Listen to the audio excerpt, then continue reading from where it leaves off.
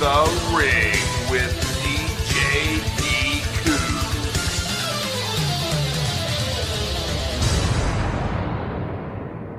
Yes, it is! It's a new era in Get in the Ring. We are finally part of the Social Suplex Podcast Network on the socialsuplex.com.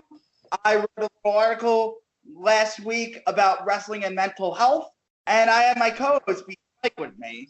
Beast Mike, how you doing? I'm pretty good. Yeah, go check out D. Cooks' article. It's a good read. I actually happened to read it last week. It's a really good read. It's a really good insight on how you've been able to deal with like pretty much your story. You kind of told your life story there. It's a good read. Yes, I told my life story. I'm not gonna go on here and tell my life story because I would not bore everybody, but you know. But no, just go find it on his Twitter. Go find it on his Twitter. It's a good read. Yes, but in the meantime, as well. So we have. In the meantime, this is a brand new era. We really are climbing ladders of success, aren't we?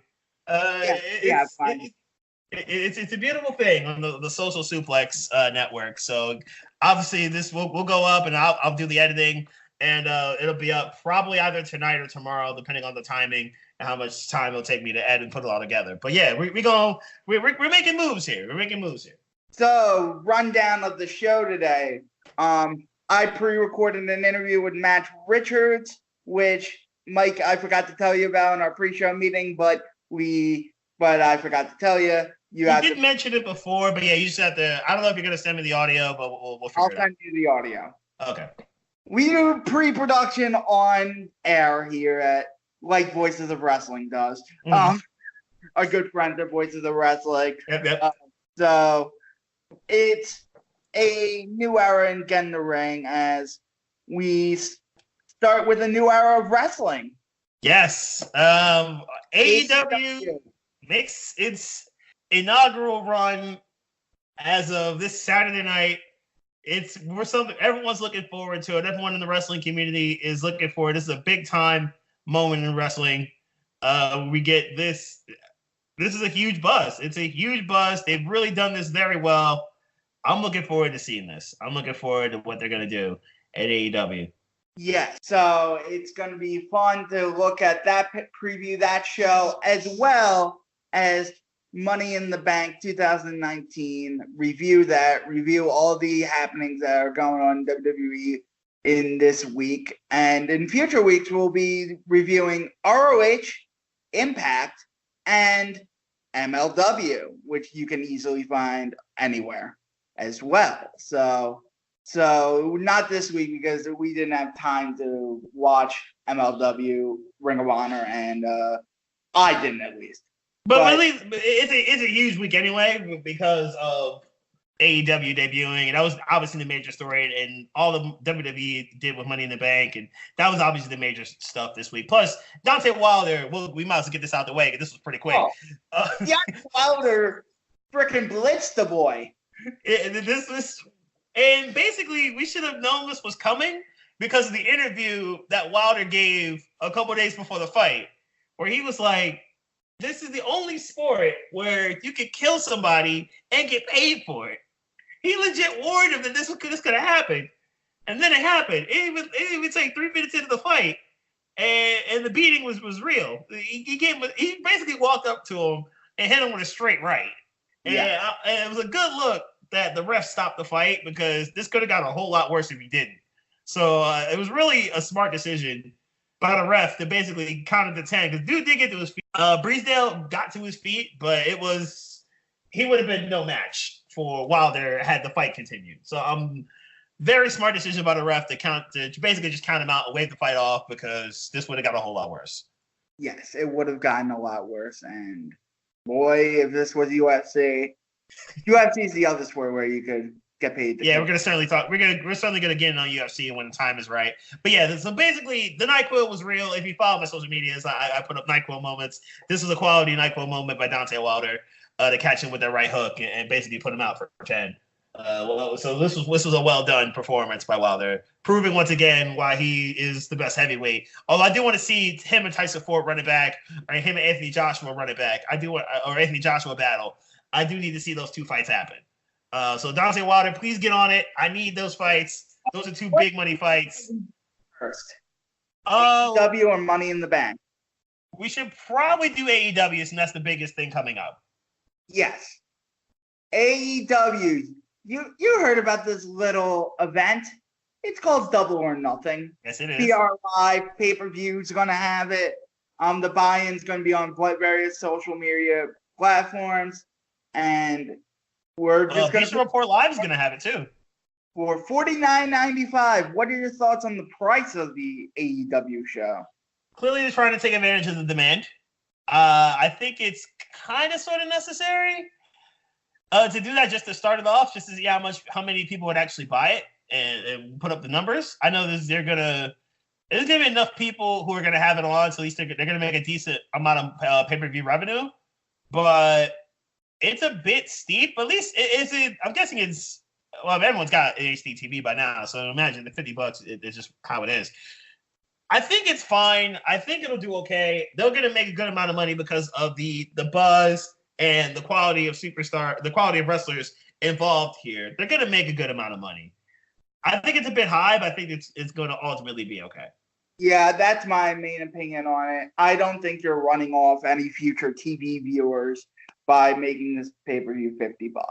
Right. I really don't. I don't agree with the argument that they can put any barrier of entry, but I think that's a little steep. The barrier of entry is $50, and for the fan, it's not really that intuitive to pay $50 for a product that you don't know, but people are going to buy the show anyway. Right. So let's start with the buy-in. And the first match on the buy-in is Kip Sabian versus Sami Guevara. I think this is a pretty smart match to put on the buy-in pre-show. You got two guys who weren't on the All-In show, and they basically had to kick off the evening. And Sammy's been more featured on Being the Elite, while Kip has been on the Road to Double or Nothing series, where that's the extended of their involvement of the Being the Elite universe. Based off of North American familiarity, I go with Sammy Guevara winning. I think that's the smart play here, considering he was part of Being the Elite, and obviously they're going to have their boys. I don't know if they're going to have all the members of the Elite win this night, and I don't think they should. But I do think Sammy will at least win. But more importantly, I think this will be a good opening match to get everybody's anticipation up. Right. So next we have the Best Friends versus Los Guerreros de Cielo, Angelico and Jack Evans. This is on the main show. So they're only going to do one match on the pre. Matches, but there's an important stipulation to the second pre-show match. That's why I'm doing it later. Okay, I see what you did here. So the best friends facing off against Angelico and Jack Evans.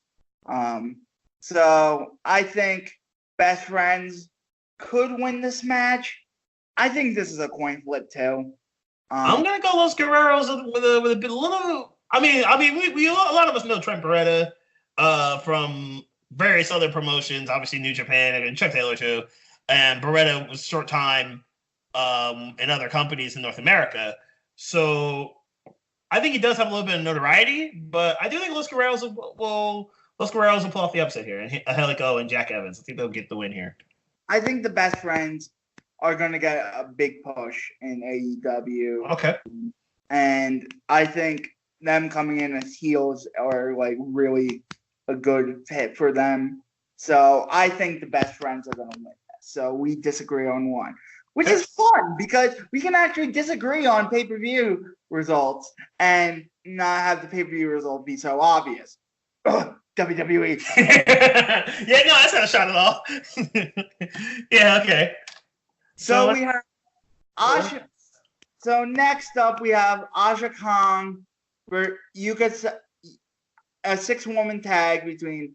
Let's hope I don't butcher these names. Yep. Aja Kong, Yuka Sakazaki, and Emi Sakura versus Hikaru Shida, Rio, and Rio Mizuami.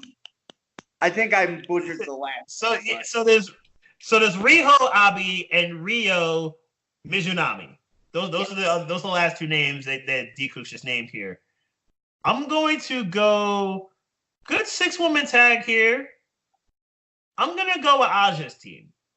I'll go Aja Kong's team. They're gonna get based off familiarity. I'll go Aja Kong.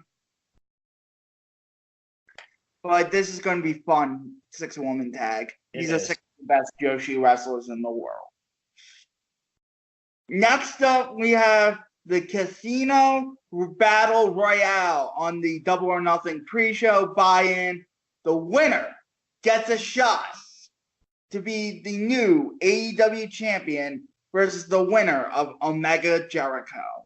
Yeah, so the participants involved here are Sonny Kiss, Brandon Cutler, Ace Romero, Glacier, Brian Pillman Jr., Sunny Days, MJF, Joey Janela, Dustin Thomas, Billy Gunn, yes, that Billy Gunn, Jimmy Havoc, Michael Nakazawa, Jungle Boy, Isaiah Cassidy, Mark Quinn, I should say, Luchasaurus, Sean Spears, and there are 4 guys yet to be announced.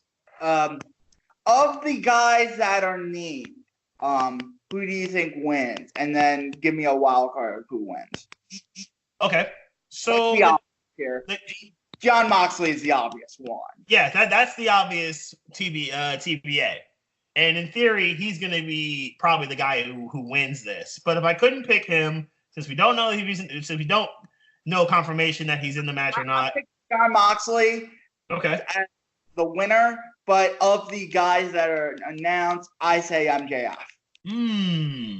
Because he needs to be dynamic because I think Omega's beating Jericho. So the big ones are Joey Janela, Jimmy Havoc, and MJF. Those are the big. My first thought would be Havoc, and then Havoc versus Jericho. But I think that's either way, it's a good one. It'd be a good title match. I'm gonna go Havoc, but I think it does count in the event that Moxley isn't in the match. I think we're both if we both know and can confirm that Moxley's in it, we're both picking Moxley. But they're not going to confirm or deny. No, that's gonna be a surprise entry at the very end. We all know. We pretty much know. Well, we would assume that that's how this is going to be played out. Like he comes in, like he's the last guy that comes into the ring. Then the bell starts, the crowd pops, and then he wins it. That kind of thing. Like we both can kind of imagine, and that's how this is going to be played out. But in the event it doesn't happen, I think it's Havoc.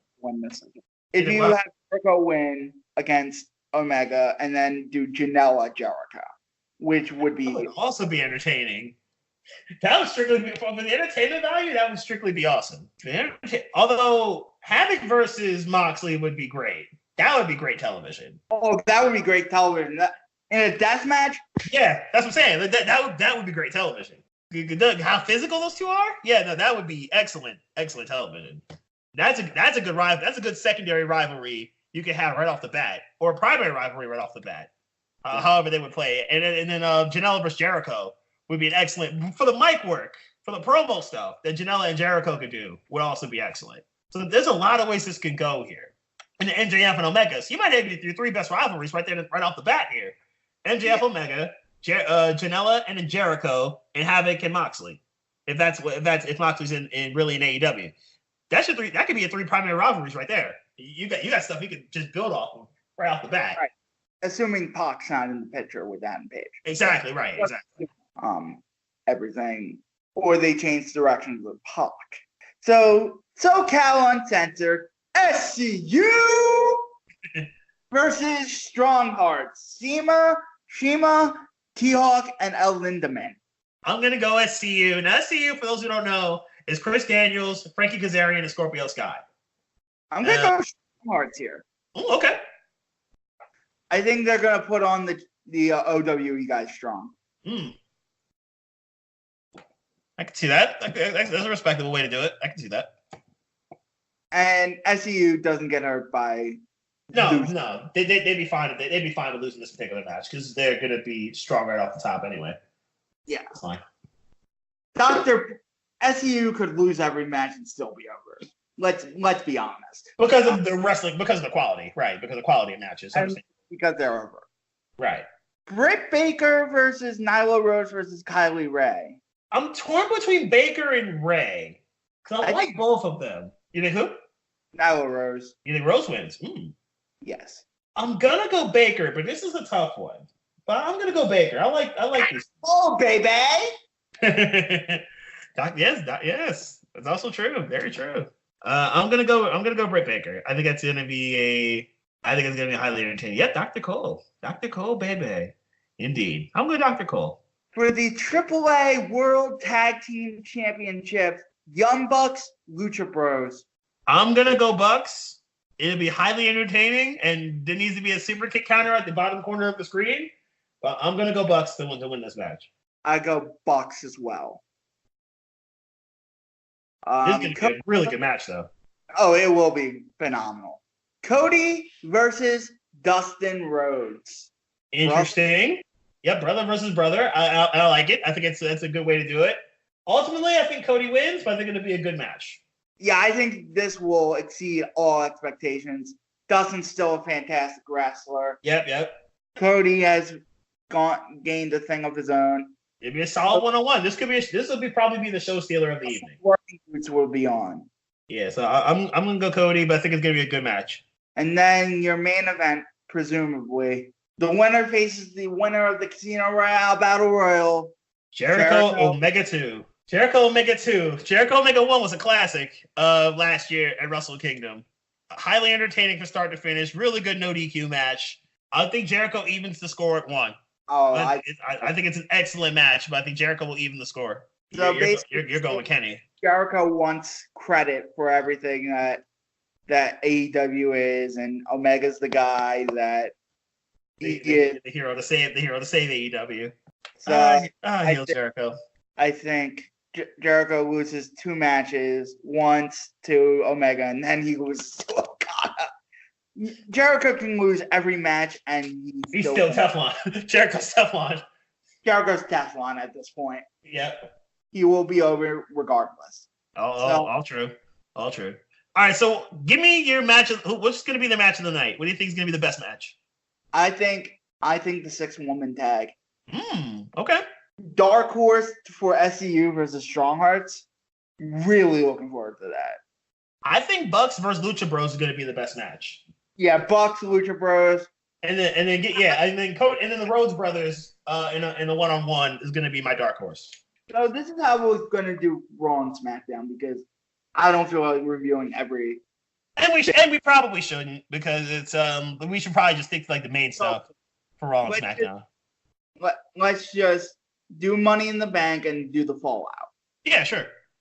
Okay. 24/7 title. I could give 2 shits. It's pointless. It's lazy. The belt itself doesn't look all that good. They could have just made the hardcore title a thing again. I would have felt much better about it, and they just went that route. But obviously they didn't. So let's talk about it. Money in the Bank, and it starts with the tag match: Usos versus Daniel Bryan and Rowan. Usos even up the score there at 1-up, so it's only a matter of time for Usos versus Bryant. They run it back to the tag titles. It's a good match, though. It's been a good set of matches between the two. It was a good match, yeah. Yeah, so that's not a problem. That's not a problem for me at all. But the fact that those two teams can continue to have good matches, so I'm good. I'm good there. And the women's bank starts off the beginning of the night. Yes, the women's money as it should. No problem there. And Bayley wins, like we both predicted or saw coming to an extent last week. Bayley getting the Money in the Bank. It's a shame Carmella kind of hurt her knee a little bit, but Carmella looks like she's fine. She had a little bit of a match with Mandy Rose, and clearly it's her versus her, Mandy and Sonya. I never want that helped by the Doctors Only to Return Later spot to happen again. That's the third Money in the Bank that's happening too, I believe. Flair did it in the second one, and The Miz did it in one in Chicago, I believe. But they do it almost every time an underdog's gonna win. It's true. And stuff like that. So that's true. But Bayley winning the Money in the Bank is the right decision. Bayley was the right person to win this one. Obviously, I would love to, as I mentioned last week, I'd love to see Ember Charlotte. And I still want to see that as a thing. But Bayley was the right call. Bayley was the right person to win it. And finally, she'll get utilized better going forward on SmackDown. So I'm good with Bayley winning it. Well done. You want to go match by match, or do you want to just jump to just segue on to what happened? Let's just go match by match. Okay. Yeah, Money in the Bank was 3 3/4. Rey Mysterio versus Samoa Joe wasn't anything special. It wasn't. Basically, Rey Mysterio won, and he really shouldn't have even won. Joe's shoulders were up, and the referees were a theme of the night. Joe's shoulders were clearly up. He was really never truly pinned, but the match was given to Mysterio. Mysterio is now a Grand Slam winner in WWE. We'll find more on this situation this week on Raw coming up. But Mysterio got hurt during the match, and after Joe gave him a beatdown. So we'll find more on this situation with the U.S. title on Raw. They'll probably do something for Crown Jewel, but we'll see how this goes down. But Mysterio's the U.S. champion. Is the point? You mean Super Showdown? Or Super Showdown? Yeah, Super Showdown. Yeah. I'm thinking same place, but yeah, Super Showdown. Shane McMahon defeats The Miz in a shitty ass steel cage. Yeah, we didn't get anything I thought that we were going to get. I thought Shane was going to do a dive off the cage or something, but we didn't get any of that. Really, Shane basically won by slipping out of his jersey. That's literally how he won. Miz played with his food too much, and Shane literally tried to escape the entire time and finally did so to win. That's basically what happened here. You didn't miss but too much. Good that they got the chair involved because the chair's been a running theme throughout the whole rivalry, but yeah, you didn't really miss but too much. Right. Shane basically stole the win. We got CM Punk and AEW chance. That's how shitty this match was. Yeah. And then of all the fucking cruiserweights to not get on the main show, Arya Daivari gets on the fucking main show. Fuck me. Now, I do agree with D. Cooks. Arya Daivari is not entertaining. I love the car. I love that they brought the car for this. It basically rehashed Alberto's gimmick. Remember how Alberto Del Rio had the whips? And I was basically able to, because I'm a car guy, you like cars, so I love that. But I love that they brought the whips back because Daivari's got the whole gimmick of being wealthy and having all these Versace shirts, all the expensive stuff. The match itself did not suck. The match itself was actually pretty good. I'm not even going to hate on the match. It was actually pretty good. Nice won, he should have, but the match actually did not suck. It was dull. It was dull. It didn't suck. It was dull. This was perfectly fine. 2.5 stars. Yeah, you didn't see anything special. Like it wasn't like the classics that Murphy, Ali, and Alexander had in 2018. It wasn't any of those classics, but it was a passable match. Is what we're saying here. Nice would get it done with the running Nice, but Daivari did actually have one of his better matches that he's ever had in 205. Which is not a high bar to climb. It's not, but at least it was at least a passable match. But you don't want passable on a pay-per-view. You want good or great. Facts. That's facts. All facts. Speaking of not good or great, Becky Lynch, Lacey Evans. Lacey Evans sucks. Sorry to say. As we mentioned, Lacey Evans she's got the look, she's got the charisma for it, she's got the swagger for it, she got the athleticism for it. She's not seasoned. She's still a little bit green on the main stage, which is why the match with Lacey didn't go as well as it should have.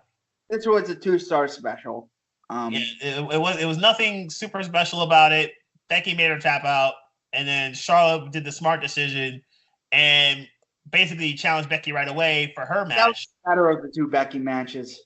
Yes, because Charlotte and Becky put on pretty good matches usually. No. Charlotte Lacey Becky Lacey was better than Charlotte Becky. Oh no! You're right. Hold on. Yeah, I'm thinking obviously other Charlotte Becky matches, but no, you're right. That was the Charlotte Becky Lacey was certainly the better of the 2, because that actually felt like more of a match. Like Charlotte, it basically felt like the Charlotte Becky match to me kind of felt like, let's just get to the end where Becky loses the SmackDown title, the SmackDown Women's title, and basically go straight to Raw like she should. That's kind of what it felt like a little bit to me. Lacey's involvement, I didn't have a problem with it at all because you're going to keep that storyline going on Raw.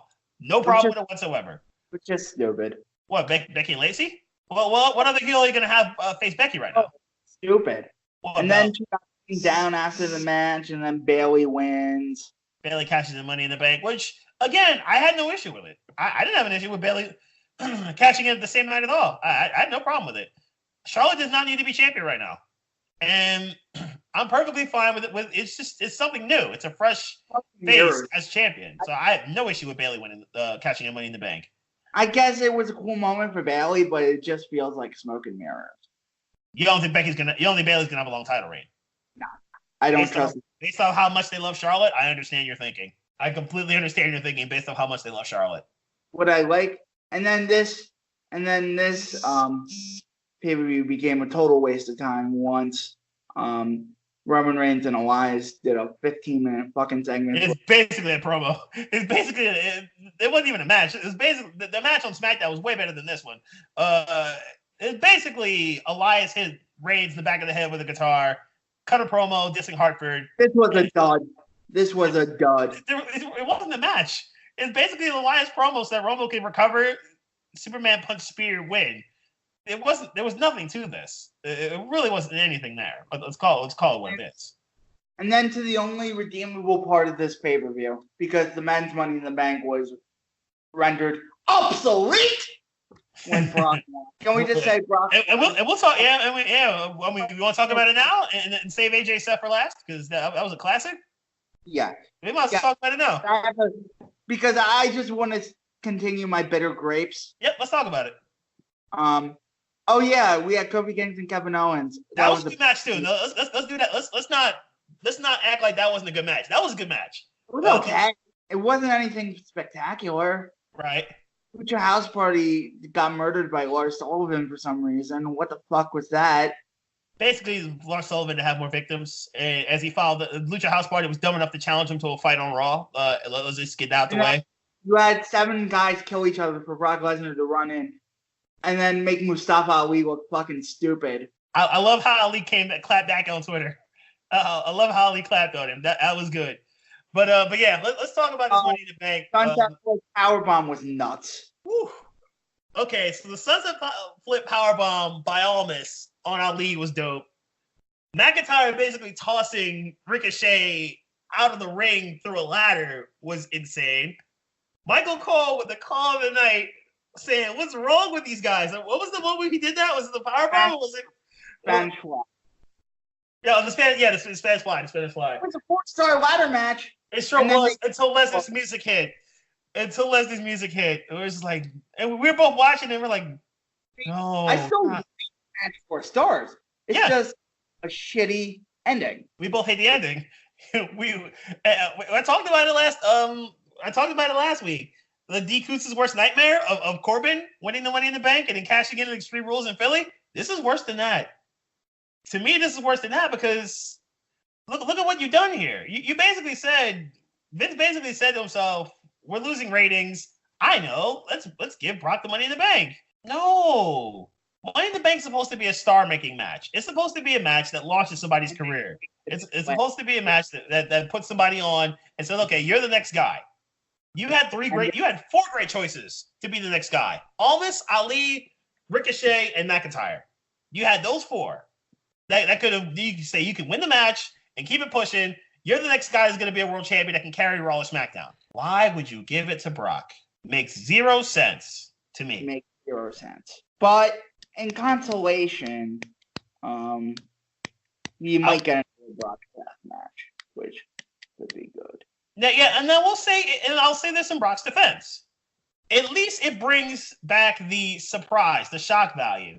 It brings back the intrigue of Money in the Bank. I will give it to Brock on that. That we all know that Brock doesn't show up every week on Raw and or SmackDown. The fact that Brock can put that kind of fear into Kofi and Seth's heads of I'm gonna cash in now. I thought the way they played it on Raw was very good. I was perfectly cool with that. I just don't like that Brock is the winner. I just don't like Brock holding the briefcase. I think you could have done the same thing with McIntyre and done it that way. They've wasted gimmick the last 3 years with Strowman, Corbin, and Lesnar. I didn't like the. I mean, I was perfectly fine with Corbin and Strowman winning those two respective matches. They just wasted the cash-ins to me. I was perfectly cool with both guys winning the Money in the Banks that they won. I just didn't like the cash-ins. You got to Strowman, as hot as he was, should have been Universal Champion by now. Corbin, okay, I can understand him whether you wanted to win the title or not. Love Corbin or hate him. Corbin was at least doing something productive at the time that he won his Money in the Bank, and I just don't like the way they did this the last 3 years. The last 3 years on the women's side, perfectly fine. Nothing wrong with the women's Money in the Banks. But the men's, they've messed them up, I think. Yeah, I would agree there. So we have that, and then we have a classic. Yeah. In between Elias and Roman and the two, whatever that was with Lars and the Lucha House Party, we had the classic of Seth and AJ. We both believed this match was going to be awesome. We both thought it would probably be the match of the night. It wasn't. It wasn't close. This was awesome in every way, shape, form, and fashion. It lived up to all the hype that we believed it would. We lived up to all the hype a lot of people thought it would. So many great sequences. We got the reverse superplex by Seth leading into the reverse DDT was dope. We got that Styles Clash counter, which is, are you kidding me? That Styles Clash counter off the stomp, which I thought was amazing. It was just, there's so many great moments of the match that scream, please run it back, Seth and AJ. Please run this back, because this was awesome in every possible way. Yep. So Seth does retain. Excellent match. Seth retains with the stomp. But yeah, again, Seth and AJ, please run it back. We don't need the rematch of this. This is WWE Match of the Year contender. It absolutely is. No doubt. And one of the best main roster matches. And what was the last great main roster? Charlotte, Becky, Last Man Standing? Yeah, I would tend to say that. And we're in fucking May. Yeah, that's a year and a half ago. And it has all the WWE loyalists panting like, we want more. Yeah. And I'm like, you can watch this great wrestling elsewhere. Well, it's gonna be put right in front of our faces this week, in 2 days. We're gonna see some more. 2 days. We got 2 days. Wrestling, even though you want it now, which is idiotic. So, all right. So the main stuff that happened on Raw, because we're not gonna cut through everything that happened on Raw. It's really no need to. The main stuff that happened on Raw was basically Lesnar teasing. What's up? Chasing each other around. Pretty much, yeah. Basically, the 24/7 championship that Foley introduced. The belt itself is pretty ugly. the belt itself, I think we were all looking for the hardcore title, but in turn, they gave us this 24/7 championship. The belt itself looks pretty ugly. It's Raw itself didn't completely suck, but it had some good moments in it. The Money in the Bank teasing was pretty good. Cesaro, Ricochet was dope. Usos and Revival were dope. Cesaro, both heels winning. Cesaro and Revival both winning their matches. That was pretty much fine. We got the obviously 24/7 thing, and Bray Wyatt's Firefly Funhouse continuing to do stuff. It's all hilarious. It's all great with the Firefly Funhouse thing is doing. Happy birthday, Bray Wyatt! I love the video they did on Twitter earlier today with Bray Wyatt with the birthday. I thought that was great. Pretty much the main event was somehow made no DQ with Lashley and Corbin versus the two world champion men, and Kofi would hit Corbin with Trouble in Paradise to get the pin, leading to a non-cash in by Brock, and Heyman and Brock continuing to tease cash in. But that was pretty much your main event, and truthfully, not much else kind of happened here other than that, the 24/7 title and the other stuff that happened. Lesnar will announce his who he's cashing in on Raw this week, or at least Heyman will this week on Raw, but we'll get to that next week. SmackDown, Big E returned, which was great. They did the New Day obviously doing their thing. Let's see, Kofi beat Sami Zayn, which led to a beatdown by Dolph Ziggler and a really impassioned promo by Ziggler. There was a lot of fire in Ziggler's promo. That led to a Super Showdown with Kofi and Dolph for the WWE Championship. So that should be a good match there. Let's see. We got Almas versus Demon Balor. Same event for the IC title. I like that they're facing off. I don't like that it's Demon Finn because I want Almas to win the title. So I really would rather see Almas win. to tell you the truth. But I don't want him to beat Demon Finn. I'm torn on this, but we'll predict it next week, I'm sure. Other things that happened on SmackDown. Let's see. Bayley and Becky beat Lacey and Charlotte. Bayley pinned Charlotte. Decent match. We got it was really, and the main event was Elias versus Roman in an actual match, which was a decent match. Ultimately, it was Roman who won, and then McIntyre who jumped Reigns with the Claymore, keeping that going. Shane and Elias are going to fight at the event next Saturday. And, of course, Goldberg and Taker, which has pretty much been the headline that WWE has been pushing all week. I'm sure that's going to close the show. I'm not sure either of us want to see Goldberg or Taker wrestle each other, let alone ever again. So that's actually happening. That was your stuff on the main roster. Because they can't create stars. They got one with Becky, but now it's even then they're doing. I'm sorry. They're doing a bit too much. So the main rosters, that's the main roster stuff. Getting to the NXTs, both NXTs, very entertaining. First, let's get to first the last part of the Fatal 4-Way coming in 2 weeks. Not Mark Andrews. Who am I missing here? Noam Dar had a good match. That was a solid match there with Mark Andrews. It was Dar who got the pin. It looks like Dar is turning heel, and that's a pretty good look for Noam. It was a pretty good match between the two. Yeah, that's what I was trying to get to. Travis Banks won the last spot, beating Joseph Connors in a solid 1-on-1. They actually kicked off the show. Next week, we're going to see Toni Storm in her defending the women's title, which should be a pretty entertaining match there. And against Nina Samuels, by the way.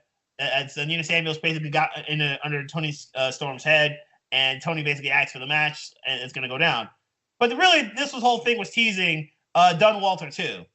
And the match itself was decent. Nowhere near as good as it was in Brooklyn. Well, let's get it out of the way. But it was really about the ending. Pete Dunne hits the bitter end on Walter. But then Walter's getting up. So instead of trying to get the pin, Dunne transitions into a triangle choke. Then we get Eichner and Bartel. They storm the ring. Bartel distracts the ref. And then Eichner hits Dunne in the back of the head with Walter's championship. Walter then powerbombs Dunne to get the pin. And then we see the closing part. 2.0. They become a crew. Ring comp, but that's what it basically is. Ring comp 2.0. They basically become a crew. I'm all for this. I was kind of playing this off in my head a little bit earlier, before you called. Imagine a war game scenario of Ring comp 2.0, Mustache Mountain, and a team I'm basically combining is the Grizzled Young Aces of GYVs and the Irish Ace. And I would just love to see those three teams. You put all the belts up, and whoever gets the pinfall, they get all the titles. I would just love to see that kind of thing. So those are your 9 best in NXT right now. I know I like Gallus too, but I think those other 3 teams I kind of put together. So naturally, I want to see Devlin win the Fatal 4-Way in 2 weeks. But Devlin better win. I need to see Devlin Walter. I would love to see that. So I think I can help you with that because they've had 2 matches in OTT that were pretty damn excellent. You talking about Devlin and Walter? Yeah. I'm all for that. I am all for that. Now, I know they did have a match a couple weeks ago in NXT UK, which was nice. Walter got the win, but it was a nice match. Way better than that. Yeah, I think that was just kind of like a teaser of things to come. So the Fatal 4-Way competitors, we got Mastiff, we got Jordan Devlin, we got Joe Coffey, and we've got I'm forgetting Travis Banks, who won this week. So those are your 4 Fatal 4-Way competitors. The winner will get Walter. That match is in 2 weeks. The main event next week, I'm sure, will be Storm versus Nina Samuels for the women's title. So they're keeping it going. And of course, we're at some point in life, we're going to get the running back of GYVs and Mustache Mountain. They're going to have to run it back at some point in life. So we need that. Then we get to NXT, and Viking Raiders basically gave up the tag titles. So Regal booked the Fatal 4-Way ladder match between Undisputed Era, Street Profits, Birch and Lurkin, and the Forgotten Sons. So they're going to face off those 4 teams in a ladder match for the title at TakeOver 25. That'll be in Connecticut. So that's what that's going to be. We're going to get Then we get Mansoor versus Sean Baluta. Solid match. And Mansoor, I like him. I like Mansoor. I like his skills and abilities. That springboard neckbreaker he did was also very, very good. I like what Mansoor's doing. I need more of this. Let me get more of Mansoor. Reina Gonzalez.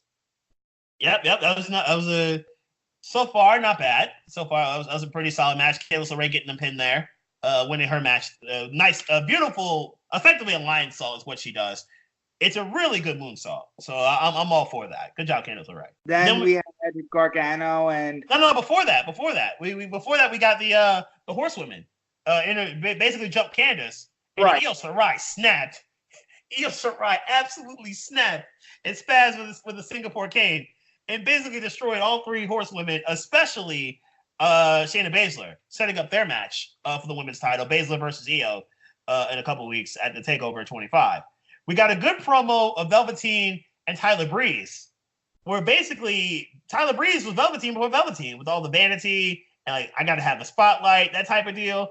That was a good promo. They're going to have a good North American Championship match, I think, at TakeOver 25. So I'm all for that in a couple weeks.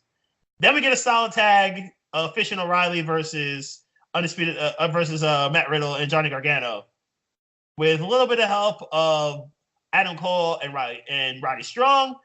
The team known as Red Dragon, as we knew before they came into WWE, they get the pin. They pin Riddle with the high-low, and they basically beat up Strong and Cole's opponents for the TakeOver by basically the last part of it being the last shot hit on Gargano. That's your look at NXT. And really, the main thing with 205, Gallagher and Humberto Carrillo beat the Bollywood Boys. Decent match. No, you didn't miss anything. And a good Fatal 5-Way where ultimately it was Tozawa getting the pin on Arya Daivari. That was also a decent match. Still 5 putting up with pretty good content there. So that's your look at WWE.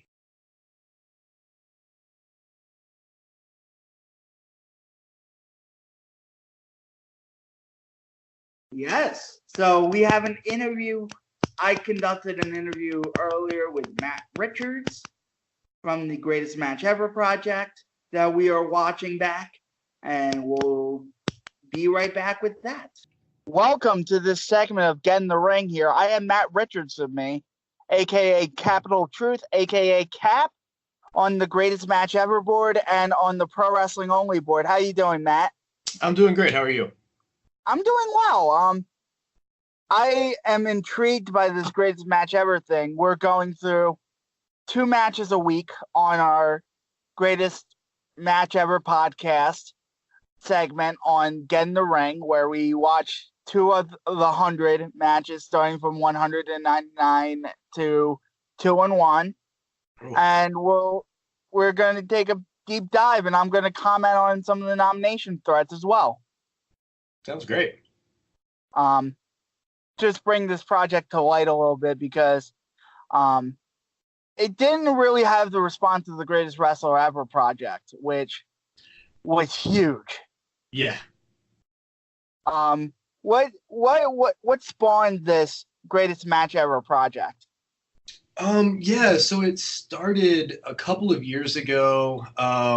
Myself, Grimace, and Elliot were talking on the Pro Wrestling Only board about doing something quite different. We were doing somebody's idea, I think it was Grimace's idea, to do a match Hall of Fame type project where we would sort of discuss the merits of great matches and then sort of start this ongoing process with people to create some sort of Hall of Fame of great matches. And then over time, it kind of evolved into us just realizing it would probably be more fruitful, more entertaining, and more beneficial for everybody to just basically do a Greatest Match Ever, very much in the same vein as the Greatest Wrestler Ever project. I think a lot of people were kind of hesitant about that because there was, I think, some negative feelings and animosities from some people coming out of the Greatest Wrestler Ever project. I didn't participate in it. I followed it pretty closely in the last year and followed all the content that came out after, but I didn't actually submit anything.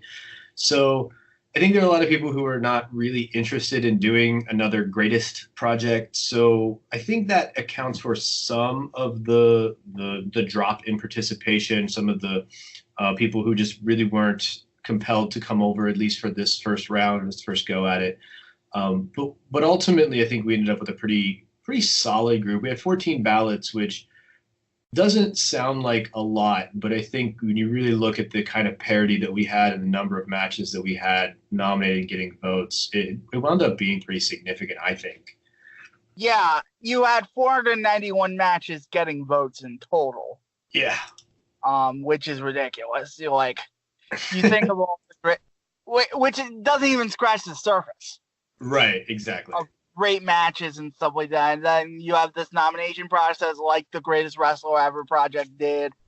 And you nominated matches and you had to get affirmations and stuff like that. And there, for the first project, was there a lot of pressure to get like certain matches onto the ballot? I think that there was some expectations about what was going to wind up on the final ballot, and some of that just kind of came naturally. You know, I think obviously the match that wound up number one, everybody I think kind of knew that it was going to be there. There are a handful of matches that people kind of knew were going to be on there, but we just wanted to leave the process as open as possible without having no restrictions, if that makes sense. We wanted there to be some sort of accountability, some sort of way for us to keep track of what's possible to vote for without really limiting people on what they thought was going to be great. So that was really our priority. We weren't really thinking we want to make sure certain matches get on. We knew that, especially if we got more than a handful of people involved, that the matches that are kind of universally acclaimed would start to rise to the top. And I think that's ultimately kind of what we saw. Yeah, and I believe like through the Greatest Match Ever project, it's a daunting task. Yeah, it was way more daunting than I thought. This is the first time I've ever done a project like this or been a part of the steering committee, for lack of a better term, of a project like this. And it was a lot more in terms of just person hours than I really anticipated. So I felt a little bit of burnout afterwards and needed to take a little bit of a break. But it was still a very rewarding process. It was very daunting. The number one match was the tag from All Japan. And a lot of All Japan from the 80s and 90s ended up on the list. Were you shocked at that factor? Not really. I think it was very expected. You know, I think the 6'9" 95 match, the Misawa Kawada 94, the Kobashi Misawa 97 match, and a number of others. I think I anticipate them all being on there. I would have loved to have seen a little bit more variety that maybe reflects what I think fandom looks like outside of certain pockets, but I can't argue with the results. These are universally acclaimed matches. I know there are some people who have problems with 90s All Japan and even going back a little bit to the late 80s All Japan, but you know, it's universally acclaimed for a reason, and I wasn't at all shocked to see them getting the high marks. Right, and you figure like a company like WWE wouldn't do as well in a match of the year, match of the decade, or match of the lifetime poll, because they're not there to have great matches. Not to say like All Japan was there to have great matches. They told their stories and whatnot, but I was watching the Sangreiji, and how did you remain, I'm taking this in many different directions right now. How did you remain subjective throughout this whole process? It's hard. I'm sort of the ilk, and I have this conversation with people a decent amount online, that I like doing star ratings. I know some people have like huge problems with star ratings, and that's perfectly fine. I get that. I keep a little list of my star ratings. Actually made this process for me easier when I was submitting my ballot. But I don't think there's a giant difference between what my favorites are and what I think are great matches. There's some difference. There's certainly some matches that if this was a favorites list would be higher. But I'm more tend towards thinking that if I really like something, if I really am drawn to it and I really think it's great, I more look at what about that match is great in making it, and how does that betray something about how I think about wrestling? How does that reflect how I think about wrestling and value wrestling? And really think of this as, my list is my list. My list of great matches is vastly different from some of the other lists of great matches. And so, I don't worry too much about, trying to be objective and trying to really get to what, is the epitome of great wrestling. But I think this is what I think great wrestling is. And these are what I think the greatest matches ever are. And of course, there's, like I said, there's some difference there. There are a number of matches that if it were a favorites list would have made it, but they maybe don't fit the bill of, kind of the narrow way we think of great wrestling, the narrow way we think of a great match, rather. Great wrestling is a much broader thing, but what we think of when we think of a great match tends to, I think, collectively amongst fans, be a relatively narrow slice of the wrestling pie. Yeah, and people like, and somebody posted it on Reddit, and they were like, "What?" I laughed at that. I'm like, it's only an opinion, right? Yeah, I think people on Reddit, like I don't do Reddit for a variety of reasons. I mean, mostly because like the internet bothers me in general. So one of the reasons I really like building this forum for the greatest match ever is that I got to be a little bit more active in forming the culture of it to be a place that I really like to go to talk about wrestling. And so that's like one of the reasons I don't go on Reddit is like I think there's just a lot of silliness on a lot of that portion of the internet. But when I saw the thread that people responding to the list, they clearly didn't understand the process. That they sort of talked as if one person had created this list, or as if we'd all collaborated on deciding the list rather than submitting our ballots and then letting sort of math do the work for us. Right. Last question. What did you learn about your fandom? Yeah, that's tough. I learned sort of maybe in the bluntest way, I learned that I like violence and brutality in my wrestling, and I don't really know how I feel about that because I don't want to be sort of a fan that just promotes wrestlers putting themselves in danger. But at the same time, I think really what it actually is that I like when wrestling feels very organic, and I like when wrestling feels like there's an element of unpredictability to it. And I think that it's very hard to find that in a lot of modern mainstream wrestling. And I love modern wrestling. It's not taking anything away from it at all, but I really like when there's just this feeling of danger involved in wrestling. And oftentimes that comes with some things that people have mixed feelings about, like blood or like people really laying into each other. My ultimate kind of take on that is that I don't want to actively promote wrestlers putting themselves in danger, but at the end of the day, these are grown men and grown women who make their decisions. I tend to think, and so that's the kind of wrestling that ultimately did really well on my list. But I think my list was pretty varied. I had a lot of different kinds of styles, and so ultimately I came away thinking like, I like wrestling. I like all kinds of wrestling as long as it's done well. I did a lot of deathmatch wrestling, or any deathmatch wrestling. That's maybe the biggest kind of blind spot for me still remaining. But at the same time, like, I had World of Sports stuff. I had shoot style, Joshi, Lucha, and I love all of it. I genuinely think that, when wrestling's done well, it kind of transcends styles. And that's one of the things that I really came away thinking is I just like really good wrestling. I don't like not liking wrestling. Like, I think a lot of people take kind of pleasure in hating certain styles or certain wrestlers. Right. I don't do that. I don't like that either. And, I've only watched 2 matches so far. of the 100 and Oh yeah. the 199, and I was like saying to my co-host, I was like, if wrestling's done well, it's errorless, you know? Yeah, absolutely. No, number 100 was that Sangre Chicana Paraguay match, right? Yeah. And I wasn't expecting to like it as much as I did.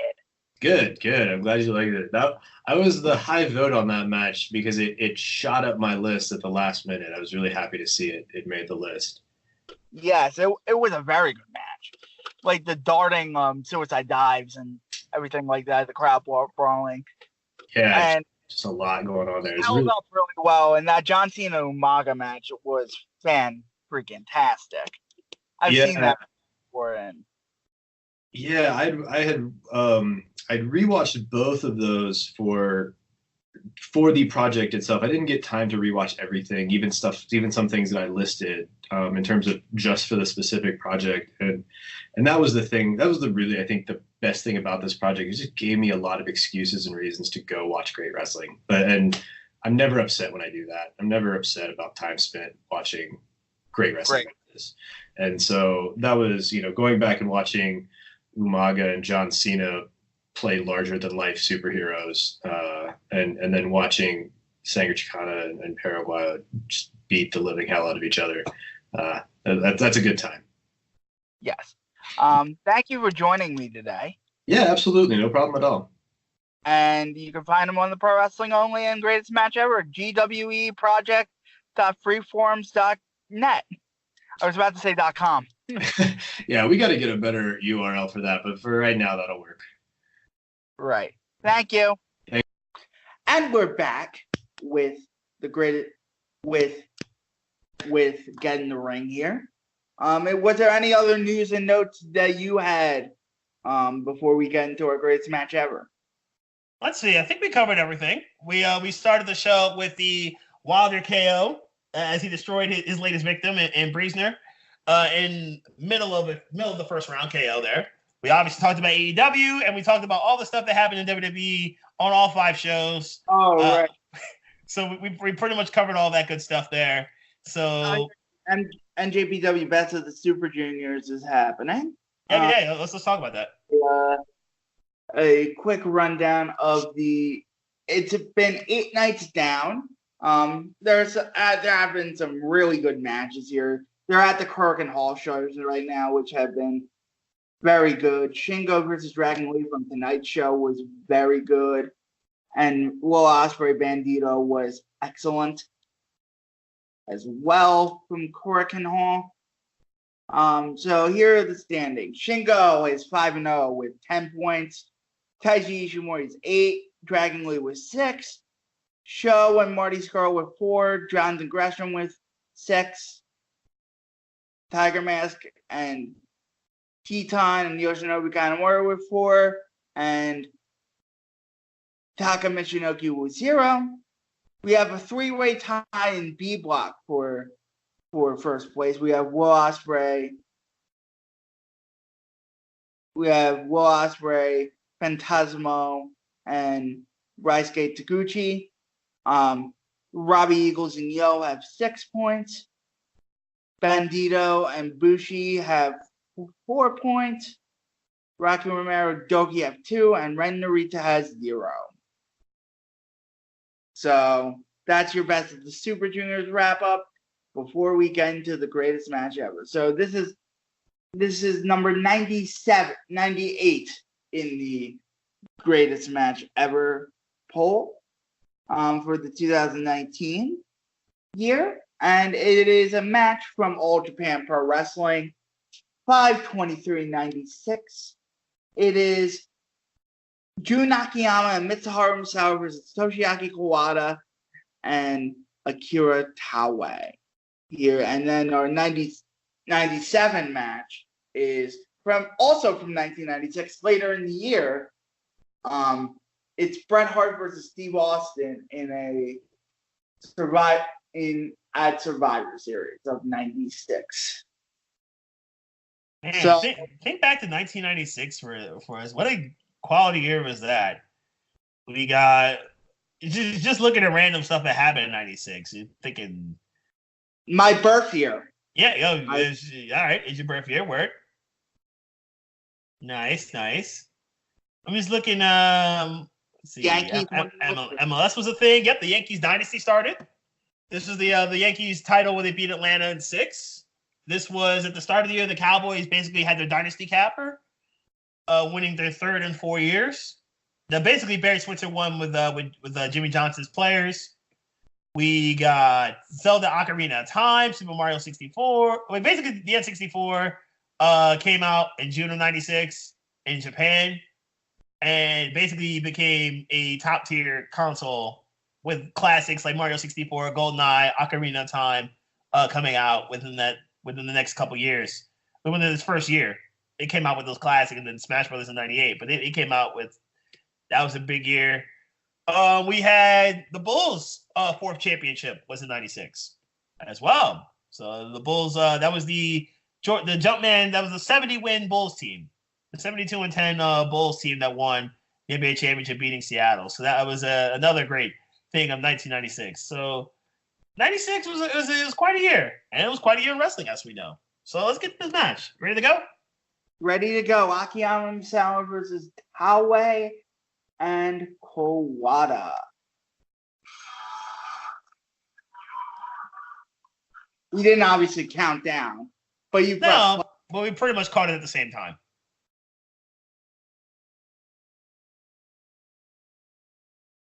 And you can watch along with us.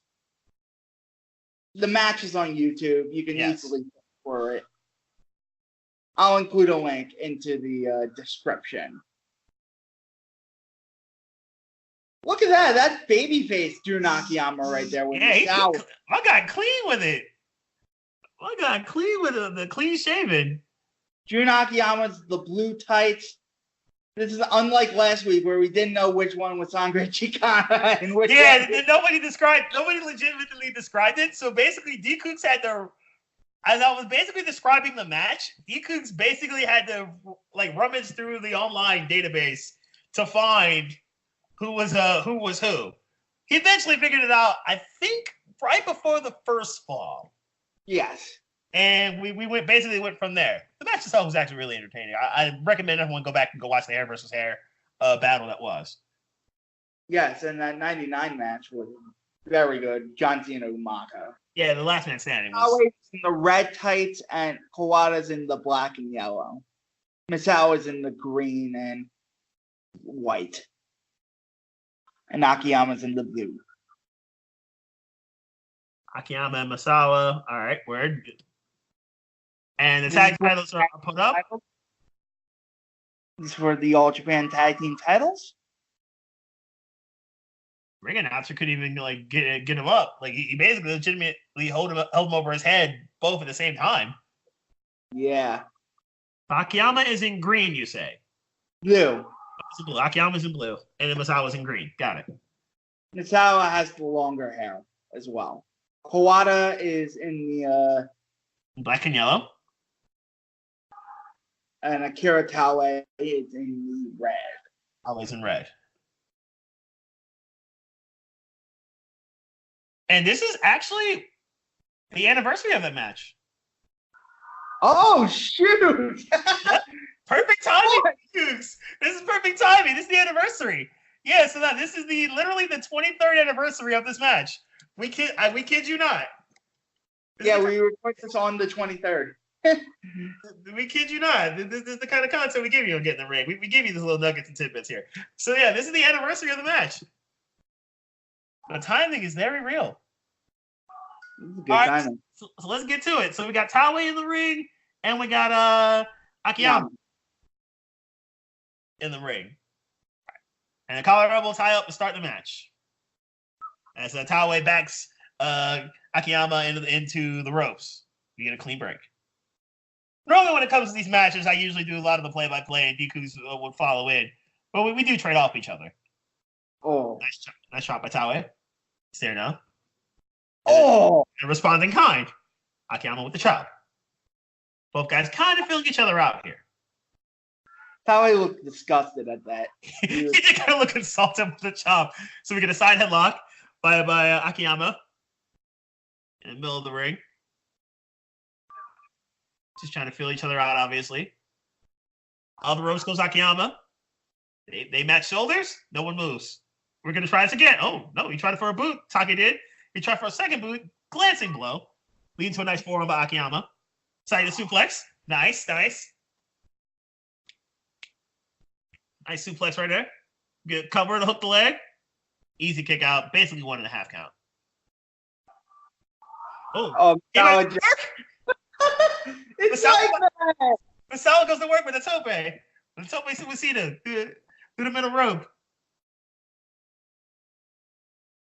And that really was just out of nowhere. Diving forearm by Akiyama. Hooks the leg, 2. And a kick out. And the quick tag to Masala. The crowd did pop for that tag. Nice diving corkscrew. Nice diving corkscrew uppercut right there.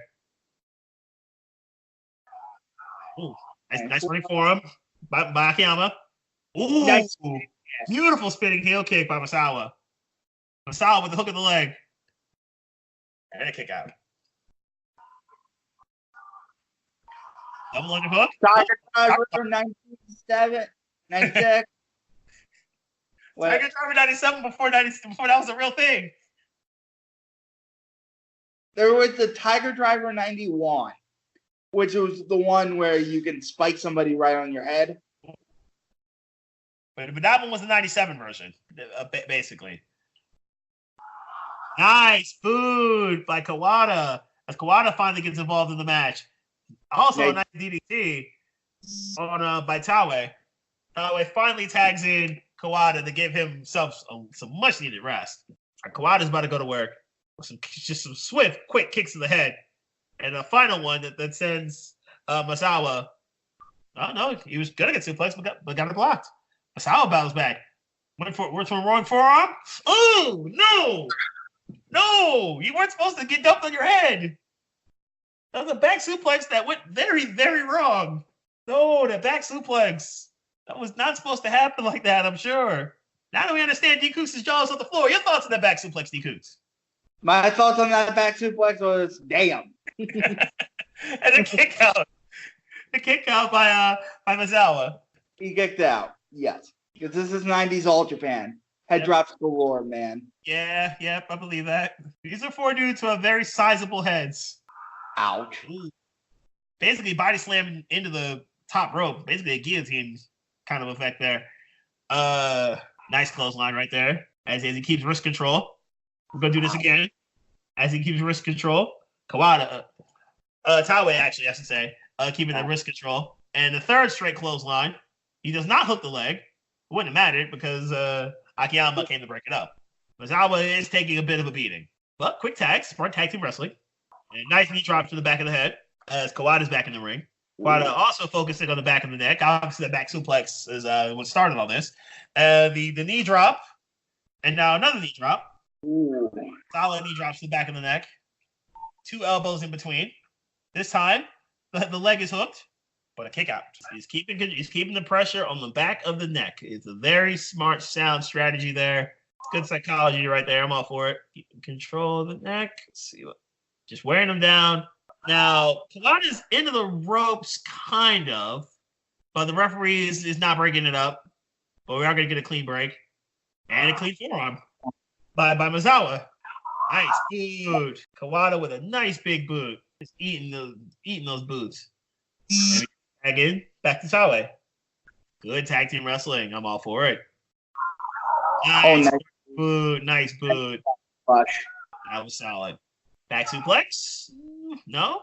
This could be a Tommy drop low. Or just drop him. Sure, what's he going to throw him? That works too. And they got the foot on the ropes before Akiyama could try to break it up. He did not. But the foot on the ropes, good presence of mind there by Masawa, who is taking a very horrible beating right now. Quick tags in and out. Get the fresh man in. Let him recover. And then get the beat down. Repeat. So I like the solid tag team wrestling here by Kawada and Taue. As Misawa is taking a horrible beating. Ooh. And the kick out.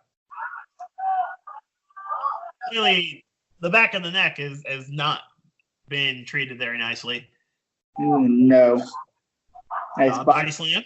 Going up to the middle rope. Knee drop. Drop. One. Hooks the leg. And the ropes. Put on the ropes. That's smart. Basically, the ropes have been a saving grace. Nice dragon sleeper. He's got the arm hooked very deep, and he's got the chin hooked very deep on this dragon sleeper right here. He hasn't bent fully back. Or if he did, then Misawa's really got nowhere to go. But Misawa is trying hard to get to the ropes. He's trying very hard and gets his arm over the rope.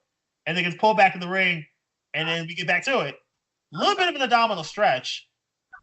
But he does have basically it's a modified abdominal stretch and a nice arm drag by Misawa. Nope, blocks the boot. And nice forearm. You better tag out now, and he does. Akiyama gets back in the ring, and the crowd pops. Akiyama with some forearms, 3 of them. And smacks, parties get breakfast. As he gets smacks all over the place. And a jumping knee. And a nice boot. A running drop kick right there. And Akiyama clearly got the hot tag, and then Akiyama's about to go to work. Ooh, that's spinning kick. Oh, what a block. Through it. Look at the spinning kick was coming into he immediately threw it to the ground. Into the jumping knee. And now vertical no, block vertical suplex. Right to the Fujiwara armbar. And smart defense by Akiyama to get to the ropes. My guy got that spinning heel kick and just tossed him to the ground. Yo, that was funny. And then Kawada doing his signature Kawada kick right there. But that had no effect. Yeah. And those 5 or 6 knees, no effect. Eat these knees. And the forearms. Oh, wow. He ducked 2 of them and got punched right in the eye. Caught him right in his eye. What a right hand by Akiyama. I was right in flush. And he backed into his tag partner and Tale. Down. Right to the ground. Again, get breakfast. And he blocks the drop kick. Tale blocks the drop kick and they get smacked in the face several times and then boots him right in the head. Nope, misses the boot. Misses the clothesline. Nope. Choke slam. Nope. Block. Nice arm drag. Akiyama with a nice forearm. Ooh, another slap in the face. That one clearly kind of hurt. He just stares at it. He just stared it out as real. Their death is real. All right, and then we get back to it. The control lights. Now he didn't bridge and pin him. Instead, he tags out to Misawa. Double drop kick. And nice spinning back suplex. And now Misawa's going to the top. Frog splash. Oh, he hit it kind of high and tight too. Doesn't hook the legs, but he does. But Taue kicks out anyway. Going back to the Tiger Drive? Nope. Gets it blocked. Tiger suplex. Going for the suplex? Nope. Nice forearm. Sending Kawada to the floor. Beautiful. Beautiful suplex. And he kicks out. This is incredible. Beautiful suplex there. But he kicks out. There was nowhere to go except for to try to kick out. Brainbuster there. And leg drop. And we go back to the leg drops. Covers. Forearm to the face. But a kick out. As now Akiyama has control of the match against Taue. Kicking the back of the legs. Kicking the hamstrings. The smacks. Several smacks. Smack right to go back suplex. Ow. He lands high and tight. Akiyama does. And now it's 2-on-1 this time. And this time it's Misawa who's caught 2-on-1. Nice. Itsuguri. Beautiful Itsuguri by Kawada. Now Kawada is being dealt with a bit of a choke slam. As he basically spiked him on the ground. That one looked more like a rock bottom than anything else. Yeah, that's arguable too. It'd be a matter of how he hooked the arm. Did he grab the throat or did he grab the shoulder? That's a good point. It looked like a shoulder. If it's more shoulder, then yeah, probably more so rock bottom or bookend. As Kawada has now wrist control and continuing to knife edge chop Akiyama here, but still keeping wrist control as now he's working on the arm and kicking him in the back of the head at the same time. Good stuff. Actually, he's really just kicking him in the back. He's not even kicking him in the back of the head, I should say. Those kicks are hard. They do hurt. You can actually hear the kicks upon impact. So far, very entertaining. Another slap, and that hurt. Oh. These slaps are starting to really hurt now. More Kellogg smacks. He'll slap him on the ground, sir. Why is he slapping him? He's already on the ground. He's not trying to get up. He continuously slap him in the face. That was like concern, and he. Taue legit smacking him in the face while Akiyama's on the ground, sir. And a nice boot to the face to boot. Jesus, That was disrespectful. Jeez, so much pain involved. And we continue with these slaps. I don't think he can take much more of these smacks. So he got kicked in the back. He got kicked in the back for his troubles. Back to the kicks. He can't take moves. He's not even putting anything into these kicks, and they still hurt. He's legit not even trying, but you can see the next snap, he just stomps on the back of the head to disrespect by Kawada. He's not even trying to put it either. The disrespect. Why? He's already down. He's just paintbrushing him. He's just straight up paintbrushing him. He's not even trying to pin him at this point. He's just trying to smack him as much as humanly possible. Wow. Kawada, the disrespect. They're chanting his name now. Not Kawada, but Akiyama's name. Akiyama has no idea what they're chanting. He's getting hit in the head so many times. He's not playing defense either. As I said all too many times, defense has been insulting. Akiyama's the only one in the sport that's still wrestling. It's a miracle that that's still the case after all those boots to the head he just took. Misawa died in the ring. Rest in peace to Misawa. But yes, as now we get basically a running Yakuza kick by Kawada. Akiyama legit is just. Kawada and Taue are retired. They got to retire, so. My guy's still wrestling though. Akiyama's still wrestling. I respect it. Fireman's carry and Nice drop. Cover does not hook the leg, but a kick out. As Taue basically throws Akiyama to the outside of the ring. The match actually finally goes to the outside of the ring, and my gosh, he can't take much more damage to the head like this. As basically Akiyama gets thrown into the barricade. There actually is a barricade this time. And then a running Yakuza kick by Kawada. As now Kawada, he's going to give up. No, he's not going to get back in the ring. And Akiyama's not going to go back in without a fight.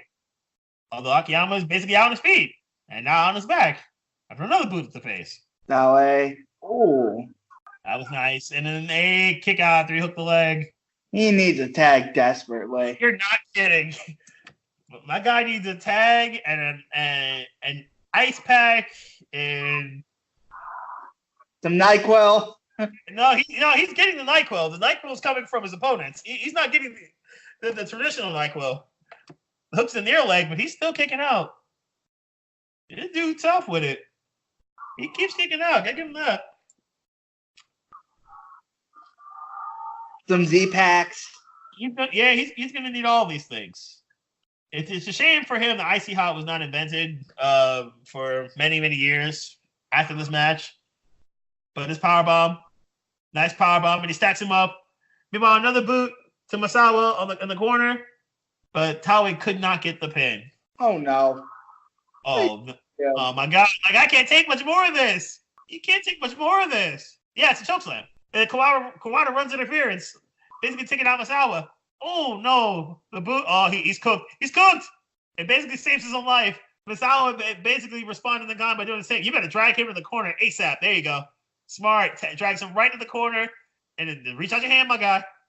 There we go. Smart move by Masawa. Great ring presence. Love that. And he goes right to work, getting to Taue. Taue goes basically hit first into the barricade. Beautiful ring awareness there by Masawa. Falcon up top. Beautiful. Nice diving forearm. Good camera work too, by the way. We shouted at the cameraman of this match. Good stuff. German suplex. Nice. German suplex release. And we are going to go for a pin.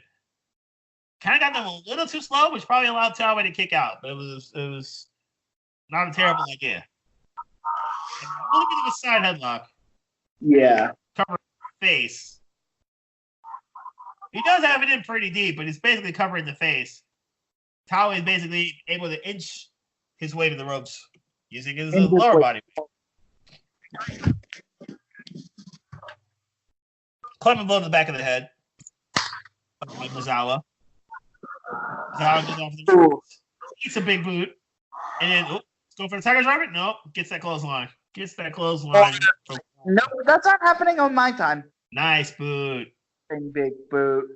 Nice running big boot. We've seen a lot of those in this match. All by both Taue and Kawada. That big boot buffet is very real right now. An example of this came to Misawa from Kawada, and then just running boots into the corner, just rapid fire boots, and the rapid fire knees. You're catching just as much of a beating as Akiyama did. Jeez, guy. That big boot buffet again is very much open.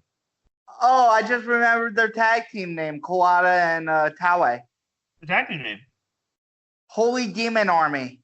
Oh, right. You did mention it last week. That was your favorite tag team name of all time. You did mention. Yes. It looked like Kawada was going for a power bomb, and he did get it. Yep, he got a lot of it. Maybe not all of it. And then Akiyama made the save. Akiyama made the save and then got a big boot for his efforts. Again, the big boot buffet is very much open. Akiyama may not know where he is. Meanwhile, we're about to get a nice choke slam back suplex combo. I'm with that. Nice. The leg is hooked. The two. And the kick out by Misawa. Crowd is they're rooting for Misawa and Akiyama. I believe that, considering all the punishment they're taking. You can hear the Misawa chant in the background a little bit. But he is catching a beat down. Meanwhile, Kawada is trying to go for a powerbomb. Nope. Instead, he's losing right in the head. Kawada kick. Going for the powerbomb again. Oh, Hurricane Rana counter. But can he make a tag? Nice running enziguri. But he eats it and gets a discus forearm. Can Misawa make the tag? A little bit. And he does make the tag. How much does Akiyama have left after the beatdown he took? Oh, he's just going to try to pin him. Okay, cool. It's like that. We just try to end the match? No? Oh, we're not going to end the match. Another lights. Oh, he kicked out. Nice bridge, too. Uh-oh. He's going for Exploder. Nope. Exploder gets blocked. Jumping knee. Going for Exploder. Nope. Gets it blocked at the end. Nice arm drag. Kawada with a beautiful arm drag there. Oh. Forearm. As Akiyama throwing the forearms. Kawada throwing some boots. People going for the German. Pele kicks. We ain't doing Pele kicks 96. Okay. We doing Pele kicks 96. Word. Jumping enziguri. And they caught him right in the side of the head. We do big men doing Pele's in 96. Okay. Let me see. You kicked him so much you hurt your own leg. It's like that.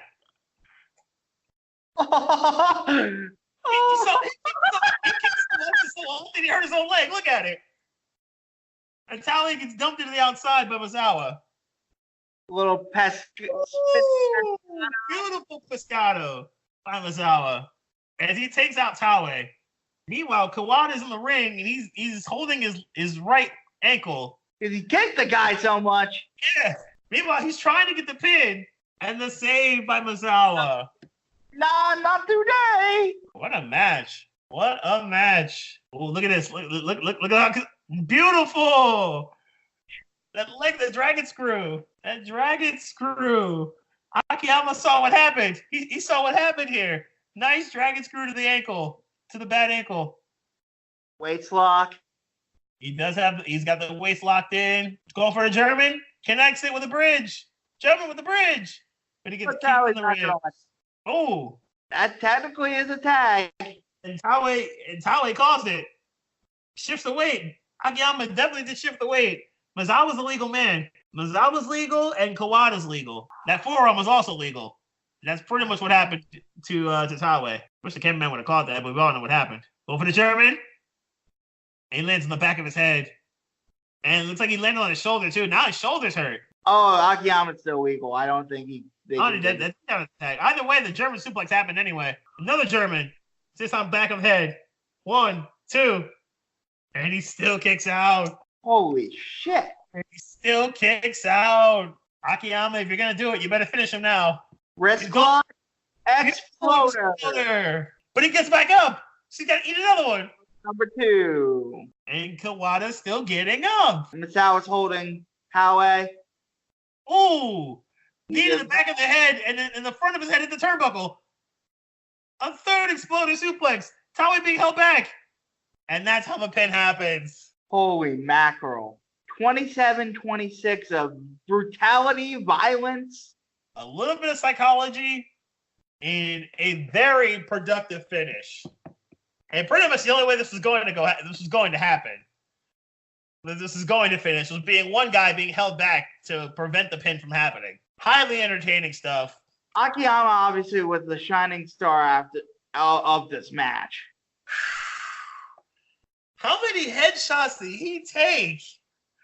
He took so many headshots from boots. The big boot buffet was a real thing. He took so many big boots from both parties, from both Kawada and Taue.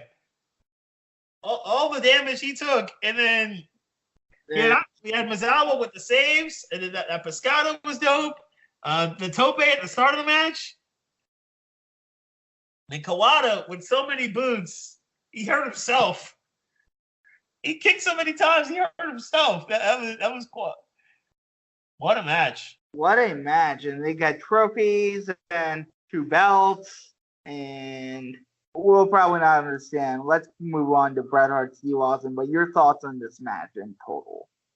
What I like about this match is how frantic, and a lot of that stuff can be done today. Maybe not all the headshots, but a lot of the stuff can be done today in a sense of the frantic tag team. And we kind of see it with matches, especially involving the Revival, the Usos, and the Bar, and various and Undisputed Era at times with WWE.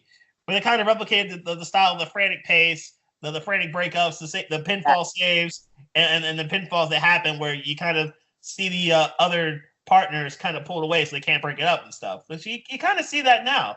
I love it that that's still a thing. Great physicality, great brutality. The drama and the suspense of the match itself was highly entertaining. Very good match. It is absolutely passable to today. Yeah, this easily 4.5 stars. Yeah, this was incredibly entertaining from start to finish. I was completely invested. You were completely invested. The crowd was jacked the whole time. It was such a really entertaining match from start to finish. Yeah, I really enjoyed the brutality I like brutality in my wrestling. And I'm more of the psychology, but I am all for the brutality as well. I like brutality with a brain, if you will. We saw it towards in the middle of the match where Akiyama's neck was the pinpoint of offense to offensive strikes, and then towards the end, that dragon screw was a huge deal. As Kawada's leg was hurting, it went to the dragon screw to affect the leg, so he couldn't do as much offense. So I love this. There was a little bit of psychology mixed with the violence. All right, Bret Hart, Steve Austin, two OG rivals, Scott. Not the 97 one, the 96 one from Survivor Series. As this is basically heel Austin versus face Bret. We're going to start off with the video package, so get back to that. Because there's about a 2-minute video package leading up to... It's at 126 something in the network. So go to the shot of like the crowd. Which is okay, yeah, I got it. All right, so 3, 2, 1, and they were live from Madison Square Garden. They were live from the MSG. I love the way these video packages were edited back in the day. I remember seeing some. Obviously, they didn't have like the fancy stuff thrown in, and they didn't use like all the like fancy music that they do now. And it's just more like stuff that they actually just captured live, and with the occasional slowdowns and with occasional slow motion, and it's still of good quality. And we kind of see the rise. This is a little bit of the rise of Austin, if you will. After Austin won the King of the Ring earlier in the year, and what's becoming the Austin that we all know and love. Classic Austin. Oh, remember the rivalry with Pillman? That's right. The time Pillman bought a gun to Raw. The time Pillman bought a gun to Raw to try to get Austin. Oh, they actually covered that on a countdown in WWE. Austin out here with them stunners. Kevin Owens doing a solid job with the stunner. Obviously not as good as Austin, but it's a solid stunner, which I think Austin commented on Twitter before. Don't you love Austin? Don't you love Austin on the mic? Classic on the mic. Austin's classic on the mic. So good. Madison Square Garden. I will say I've been in the Garden since its renovation. Very nice building. I've been in it twice. Pull for Penn State, though. Penn State won both things. Good luck to the PSU, to the boys from PSU lacrosse. Go handle it in Philly. I may go to the Philly game, the championship game on Monday if we win. We'll see. How much is tickets for that? I don't think they would be that expensive. From what I've seen, $30. Shout out to Chris Hogan too, who's paying for a lot of the tickets for a lot of the people going to the game on Saturday. Chris Hogan basically foot the bill for 100 Penn State tickets. Chris Hogan, yes, that is the Chris Hogan who played for the Patriots, is currently playing for the Panthers. He played lacrosse at Penn State, so so we're not confusing the two. 100% is that Chris Hogan. So shout out to Chris Hogan. And Austin's going straight to the ring. After his quick promo there. Yes, that is Vince on the commentary. For those of you who may be young and surprised by this, yes, that is Vince McMahon doing commentary. He totally did that before he became the Vince that we all know and some of you hate. Austin getting in the ring right now. Austin Stone Cold doing his thing. Tom Pettengill, that's the dude doing this word. Okay, classic stuff with Austin with Brett. And what an ovation for Brett. Right. Alberta, Canada. Oh, nice set. That's a nice set moving around the buildings. Man. Obviously, Howard Finkel doing his thing. This crowd is going mental. And the pyro is going off. Yep. But yeah, legit. The Garden really does have like 3 or 4, like what? It took 3 floors to get to the level for the I think for the events. I think it takes like 3 escalator rides up.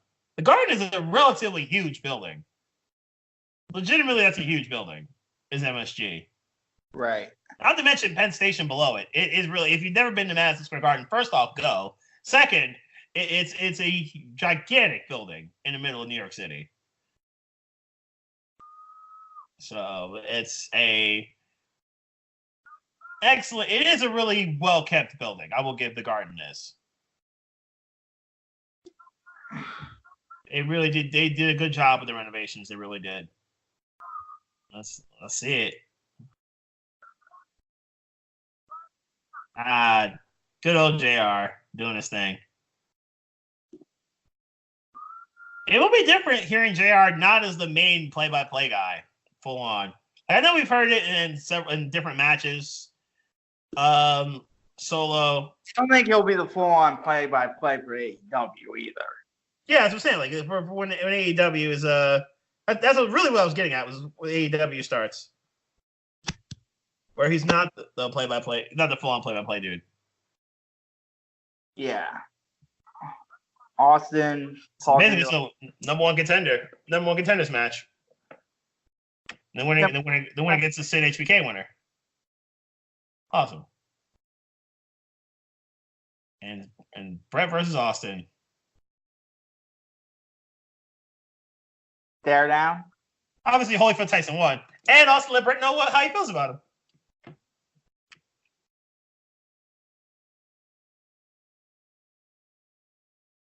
Austin shows Brett his affection. Yeah, he let him know he was number one. Or just throw up 2 birds. Either way you want to describe it. But let's go. But neither guy is locked up yet.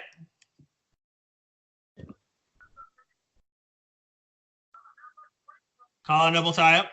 That's how we start this business. Bret pushes Austin back into the corner. And Kyle and Neville tie up again. that's Tim White as the ref, by the way. Yep, the same Tim White that got hurt in the Hell in a Cell match between Jericho and Triple H that effectively ended his career. Same Tim White that was the handler for Andre the Giant. If you watch that documentary. I'm going to watch that probably later today. The Andre. I know it's on WWE Network now. I'm going to watch that now. Pretty much after this. Really good. HBO does brilliant work with the documentaries. Got to hand it to him for that.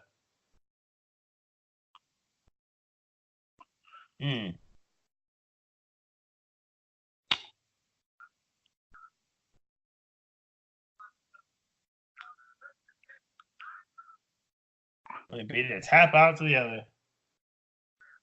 Good point. Made Bret submit.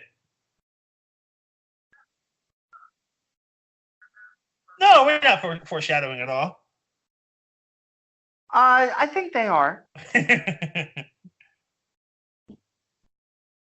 So match we'll see much later on.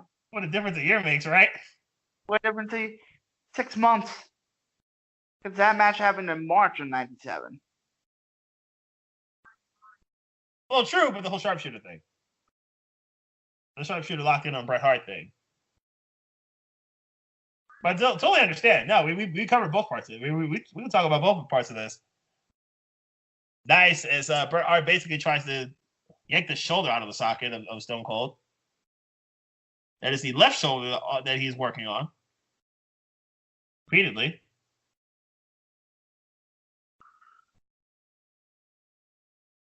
The crowd is fully behind Bret Hart. Surgery. Dude, when did he have the knee surgery? We can look that up.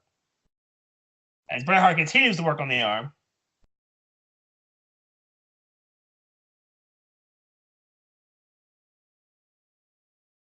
Oh, no, that's right.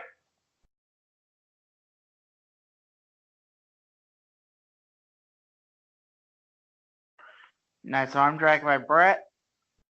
As he continues to work on the arm. And then puts knees to the arm. And he's kept the hammerlock for the last 2-3 minutes. But continuing to put in work here.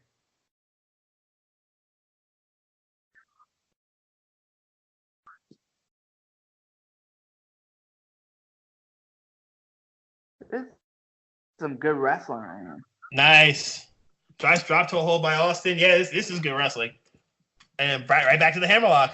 Bret Hart rolled out of it and got right into a hammerlock. Smart tech wrestling. Bret Hart, one of the greatest tech wrestlers of all time. And you think about it with Austin, where people think, oh, Austin's just a brawler. Austin can tech. Austin can absolutely tech wrestle. Early WCW work as well as the early WWF work. Yeah. Austin can absolutely tech wrestle. And tech wrestle very well. That's why I pointed out Austin didn't have the knee brace.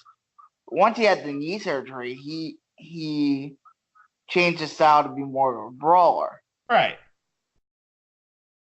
Nice clubbing blow to the back elbow. Mm-hmm. I believe it was knee surgery. Didn't he have knee surgery, I think? He had knee surgery and then the neck surgery. Yeah. Because for the major parts of the Attitude Era, Austin always wore a knee brace. Mm-hmm.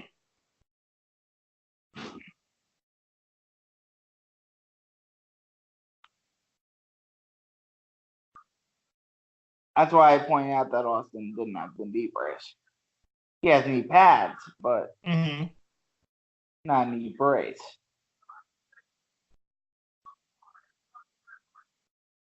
And now we're getting we still on the arm. Bret Hart has kept the arm as his main point of offense. Austin can't fully lock in the stunner with a bad arm, you would think. No. Like, could he still do it? Sure, but it obviously would hurt Austin to get the full grasp of the arm. So it's actually fairly smart. And I like the stark contrast of like a 96 All Japan to a 96 WWF. Mm-hmm. Where that was brawling from the jump. This is tech stuff. Nice shoulder takedown by Brett. Bouncing off the ropes. Austin ducks the clothesline. Austin, good strength, and just throws him right off the ropes. There was sort of like an intensity to the All Japan stuff that WWF did not have. This one's kind of got more of a methodical type of thing. It also goes the elbow to the back of the neck. So it's good stuff there. Austin continuously working on the back of the neck. And he basically puts two boots to his back and is holding up the ropes. So he's got a 5 count, and he breaks it up. Yeah, he knows what he's doing, Tim White. He knows. Yeah, that was nice.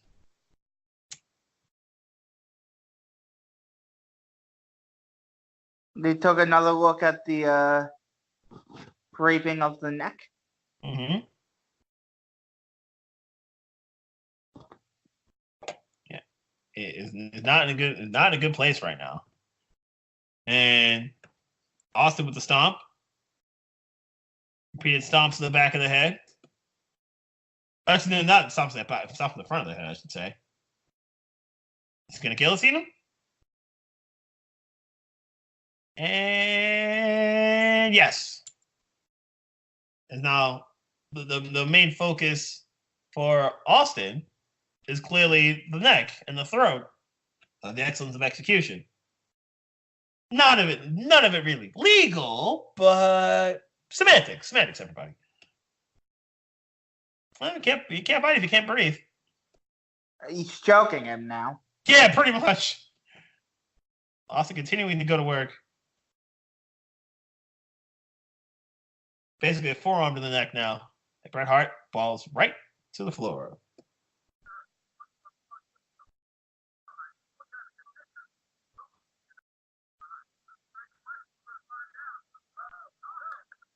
Austin knows exactly what he's doing.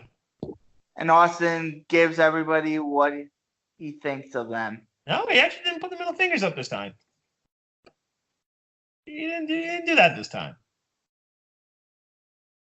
Well, clearly the crowd is anti-Austin. As snapmare right to the neck, snaps the neck off the top rope. Smart snapmare. There's the snapmare, and then go to the sleeper hold. And obviously, yeah, there you go. That's the part of this situation for Austin. It's the stunner. What does the stunner impact? The neck. It's smart psychology by Austin. And it's smart. And Austin got him a sleeper hold. Put more pressure on. Put more pressure on the neck. There you go. See, there you go. There's some psychology involved here. And Austin continuing to work on the neck. It's smart offense. He continued to go for pinfalls to put pressure on Brett, but it just didn't work. Back to the sleeper. Just wear him down. He probably knew he wasn't. Yeah, he probably knew he wasn't going to get the cover. He's just a way to say, okay, I'm just going to continue to put more pressure on you. This is good psychology from both parties involved here. Man mentioned psychology. Yes, I know. It's a thing. It's a theme. It's a good theme that we've seen here.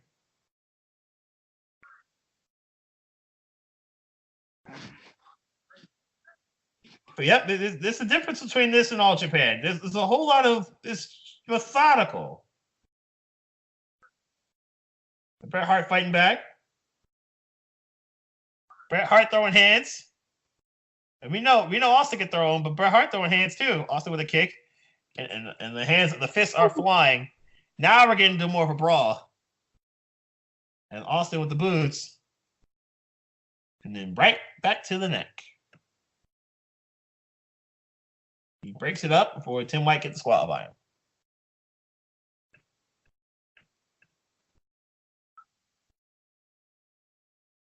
Oh, nice clothesline by Brett. Nice clothesline. And atomic drop. Hard off the ropes. Another clothesline. Good stuff there. Good stuff there. Hard getting back into the match. Nope. Oh, actually, no, he did catch him in the gut. And in the roll-up. And a kick out. Nice O'Connor roll. And Bret Hart, side Russian leg sweep. Hart going for another cover, hooks the leg, but he gets the kick out.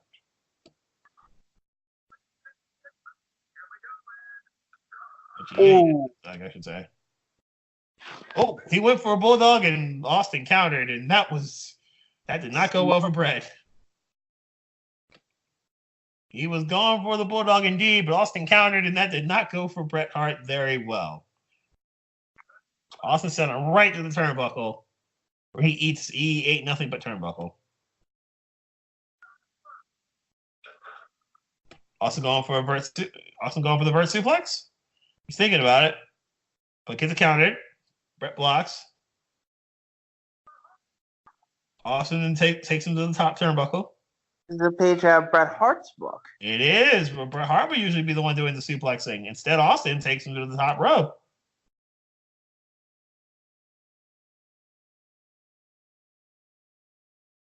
Austin going for a superplex. Bret Hart with the block. I love how Austin. Oh. But Bret Hart with a nice counter. And then Bret Hart to the top. We don't really see Bret Hart do this that often. Nice diving fist drop.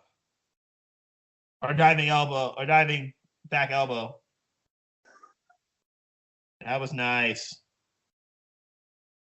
He took a lot of time to get to that cover. He didn't hook the leg either.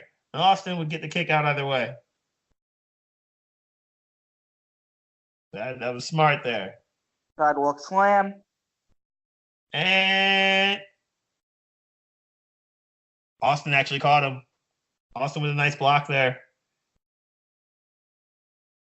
That was actually a smart way to get out of that sidewalk slam. There's more slamming than suplexing. True. Austin tosses him out of the ring. Kind of give himself the time to recover. I don't think we're as fragile as Steve Austin's neck was back in the day. Yeah, Austin's neck was. It wasn't as bad as it would eventually be, but yeah, it wasn't great. Yeah, Austin's neck was still not in great shape. But Austin's still going to work though.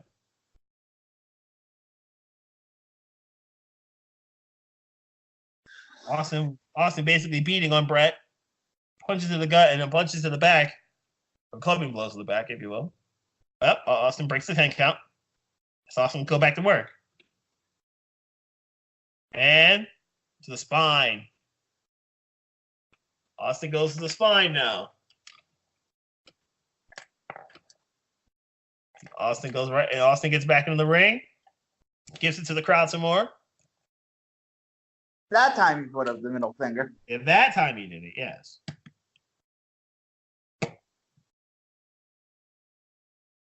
The Hollywood Blondes. That was a thing. Austin and Pillman, back when Austin had hair. Oh, Bret Hart with the counter. They were right through the security barrier, and then Austin went over it. And then Bret Hart goes to work with the booths. And Tim White's like, no. Tim White's letting it ride. No, Tim White's letting it ride. Let him go. Yep, I agree with JR. And as the barricade falls, and Austin does too. That hurt. Let him go. Let him go. We need a conclusive winner. We need a conclusive winner here. The barricade goes up then. As Austin goes back in the ring.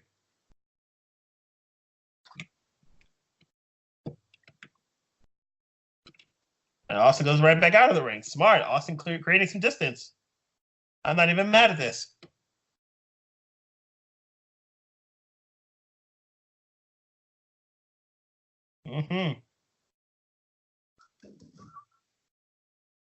This is a good match for different reasons than Yeah. the old.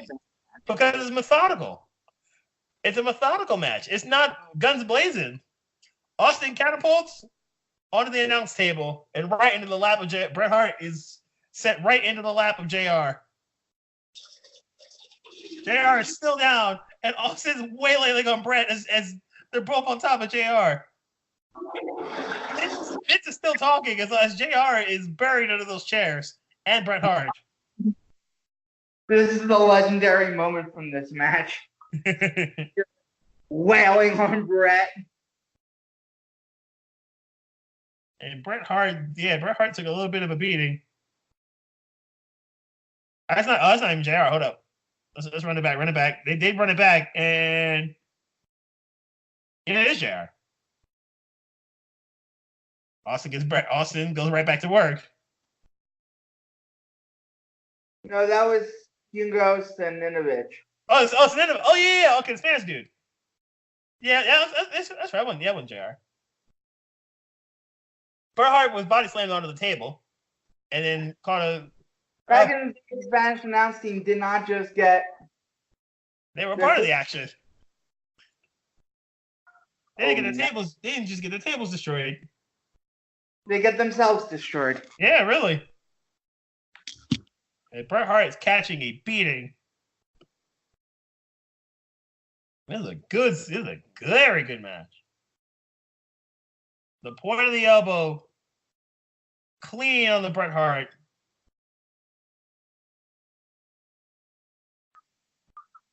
The fans are still on Bret.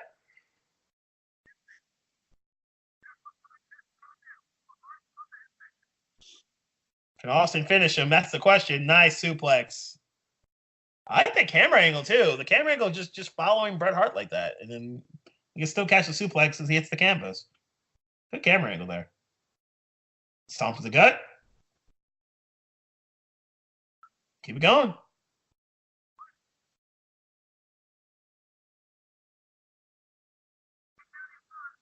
Wilson goes up top. Elbow. Nice. He hooked the leg and he hooked it deep, but Bret kicks out.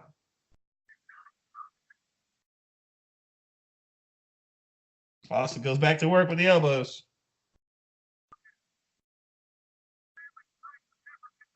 And a kick out. Bret Hart not staying down. Bret Hart will not stay down.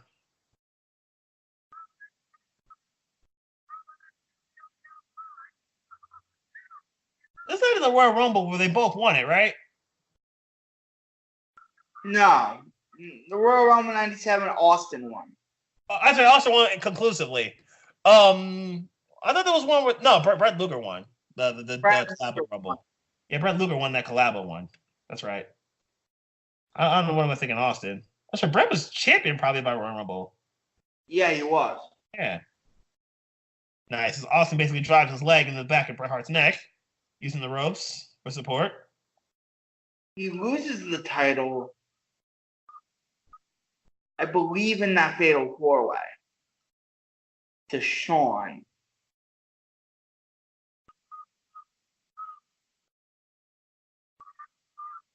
And Shawn lost to Sid, and Sid lost to Taker. Yes.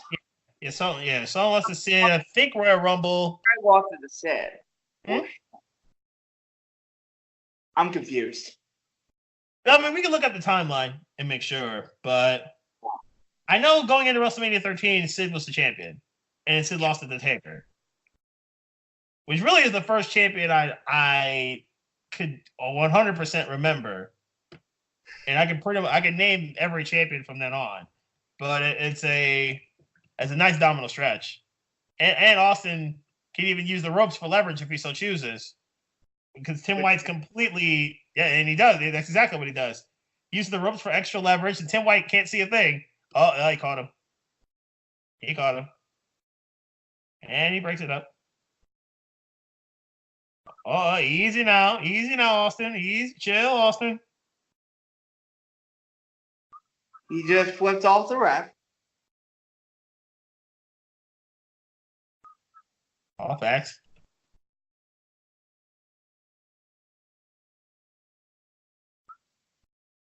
Bret Hart coming back. Austin and Bret throwing hands. Now we get into some brawling. We seeing hands thrown. Divas have been insulted. And Bret Hart's actually winning a fist fight with Austin. You would think Austin will win these, but no, it's Bret Hart this time. Both guys throwing hands. And turnabout's fair play. Remember what happened earlier. This time it's Bret Hart who does it to Austin.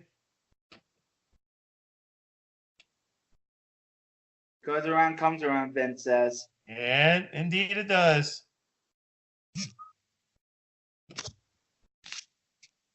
Nope. Bret rolls him up. Austin kicks out. Bret hooked the near leg, not the far one. Though it looked like Austin would have kicked out anyway.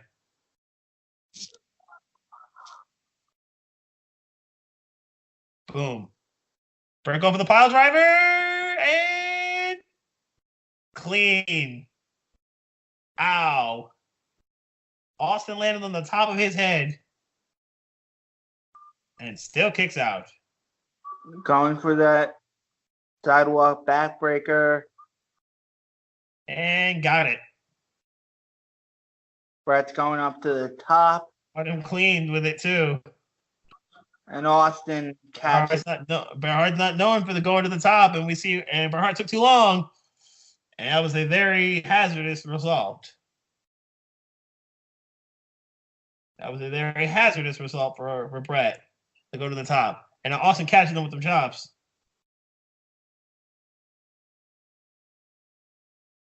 And Austin beating on the back of his neck. Oh no. Oh, we're gonna do super. Oh, word? That's how we do. That's how we gonna do this. Top rope superplex. Clean. That took a lot out of Austin, but he caught him nicely with the superplex. And the rope. They both almost pinned each other. He's a bully with a brain. Good stuff. Stunner. Oh, Bret got caught and Austin got all of it. Bret got caught and Austin caught all of it, and Austin doing the right thing, pulling him back to the ring. And Hart kicks out. And Austin might have taken a little bit too long pulling him towards the middle of the ring to try to keep him from the ropes. It wasn't a terrible decision. It wasn't a terrible decision to do it, but it took too much time. And Bret was able to recover just enough to get the kick out.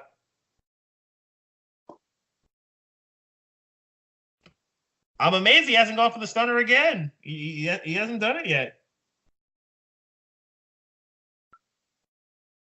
Austin caught him very clean with that stunner, too.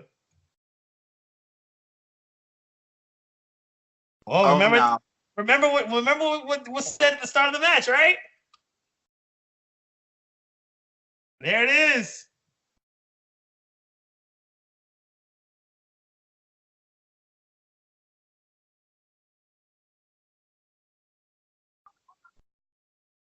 Bret Hart is scrambling.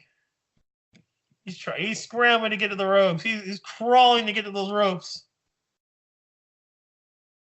And Austin is bending his lower back. Look at the torque. Look at the angle on Bret Hart's lower back. And Bret gets to the ropes.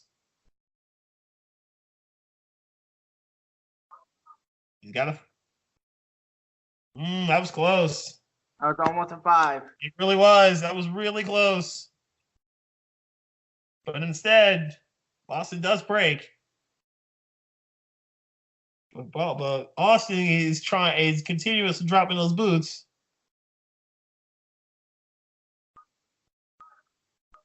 And Austin just clubbing blows to the chest. Oh! Bret, that was not good in any way, shape, form, or fashion. First the leg and then the kidneys. That was not a good landing for Bret in any way, shape, or form. And Austin is waylaying on Bret. Austin doesn't hook the leg, and he kicks out. Bret Hart, how much energy does Bret have left? How much energy does Bret really have left? Pretzel. Like that. That's a move I'd like to see be brought back or used more often. That pretzel-like move. Bret Hart. Bret Hart with attack. Bret Hart going. No. Can Bret Hart step through? Yes. Can Bret Hart? He's got the legs hooked. Yes. But Austin gets to the ropes before Bret Hart can turn. Great ring awareness by Austin. And then Bret Hart with a couple good right hands to the dome piece. Can Austin finish him? Austin's trying to finish him. $1 Million Dream. Yeah, that's what he's going for. He was a ringmaster.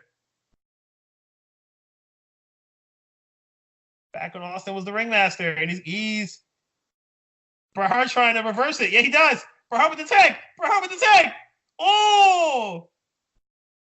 Good finish. That was. Bret didn't submit either. Austin never let go of the $1 Million Dream, thinking he could make Bret Hart submit. Bret Hart didn't submit. Instead, he countered it by using his own momentum. Beautiful. Beautiful finish.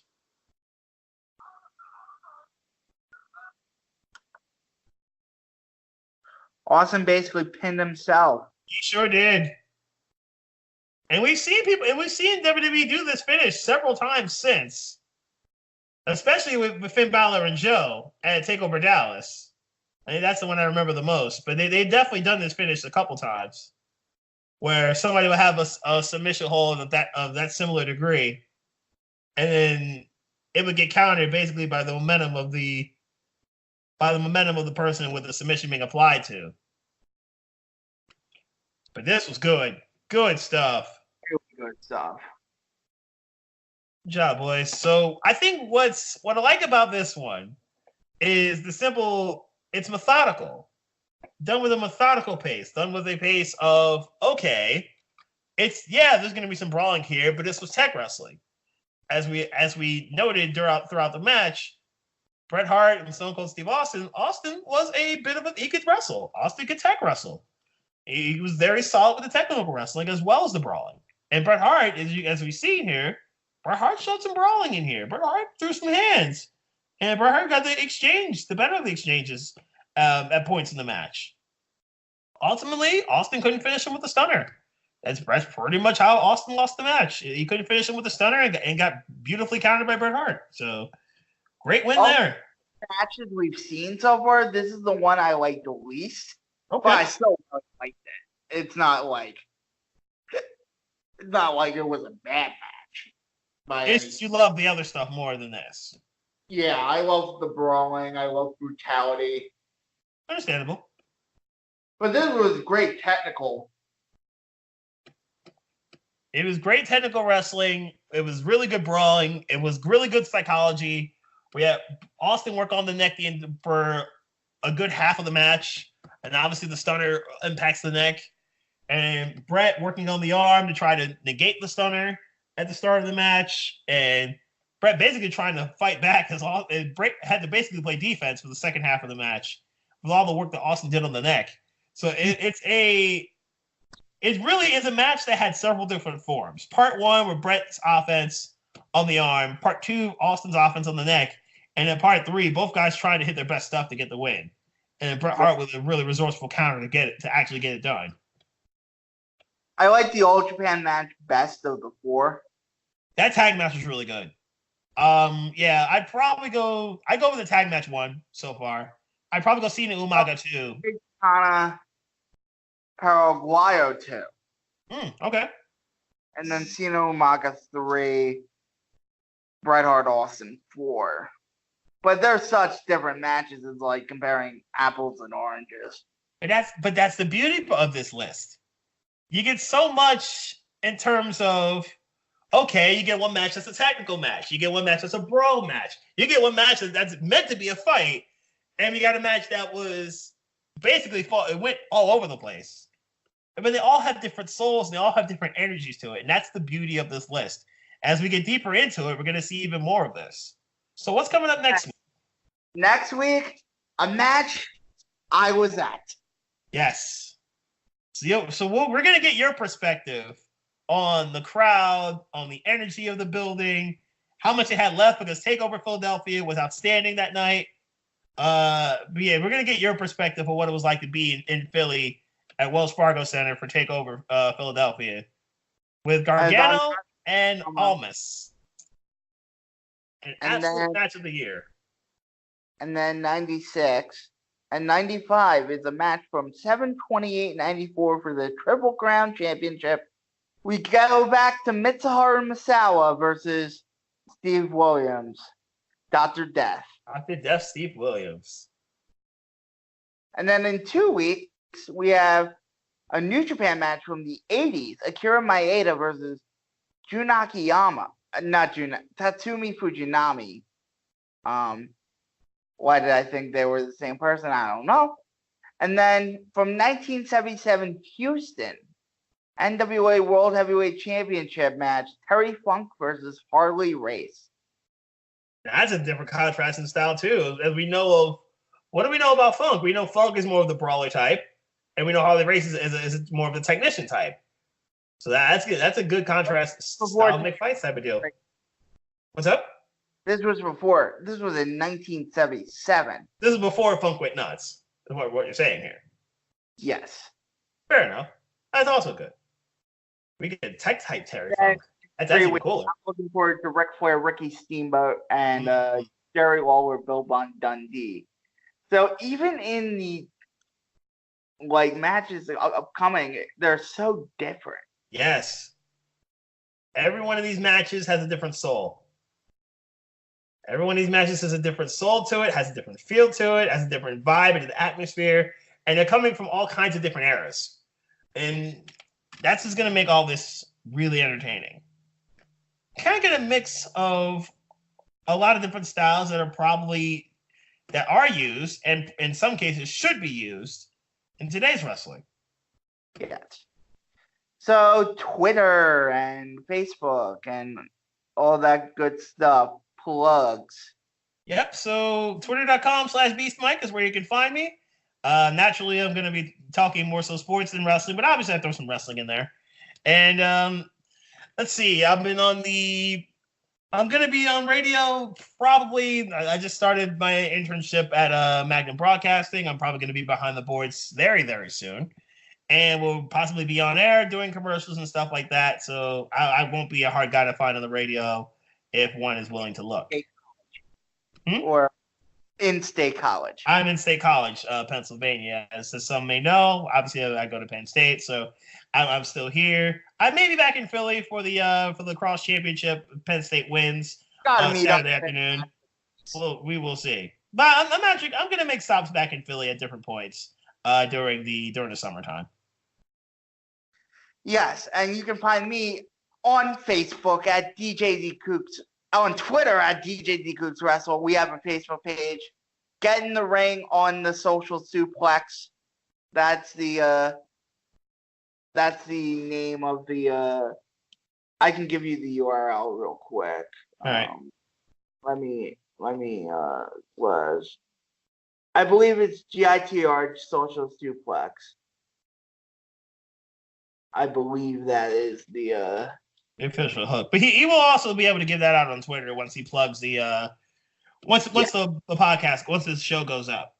Yes. Yes. So for Beast and Might, next week we're reviewing Double or Nothing. Mm-hmm. That's definite, and we're gonna review the week that was in WWE. Obviously, we'll be able to preview Super Showdown, and we're going to be able to preview the Takeover 25 next week. Takeover 25, and then we'll watch Impact, MLW, and Ring of Honor. We got a lot to get to. They got a lot to get to next week. So for DJ Cooks, this is for Beast Mike. This is DJ D Cooks signing off.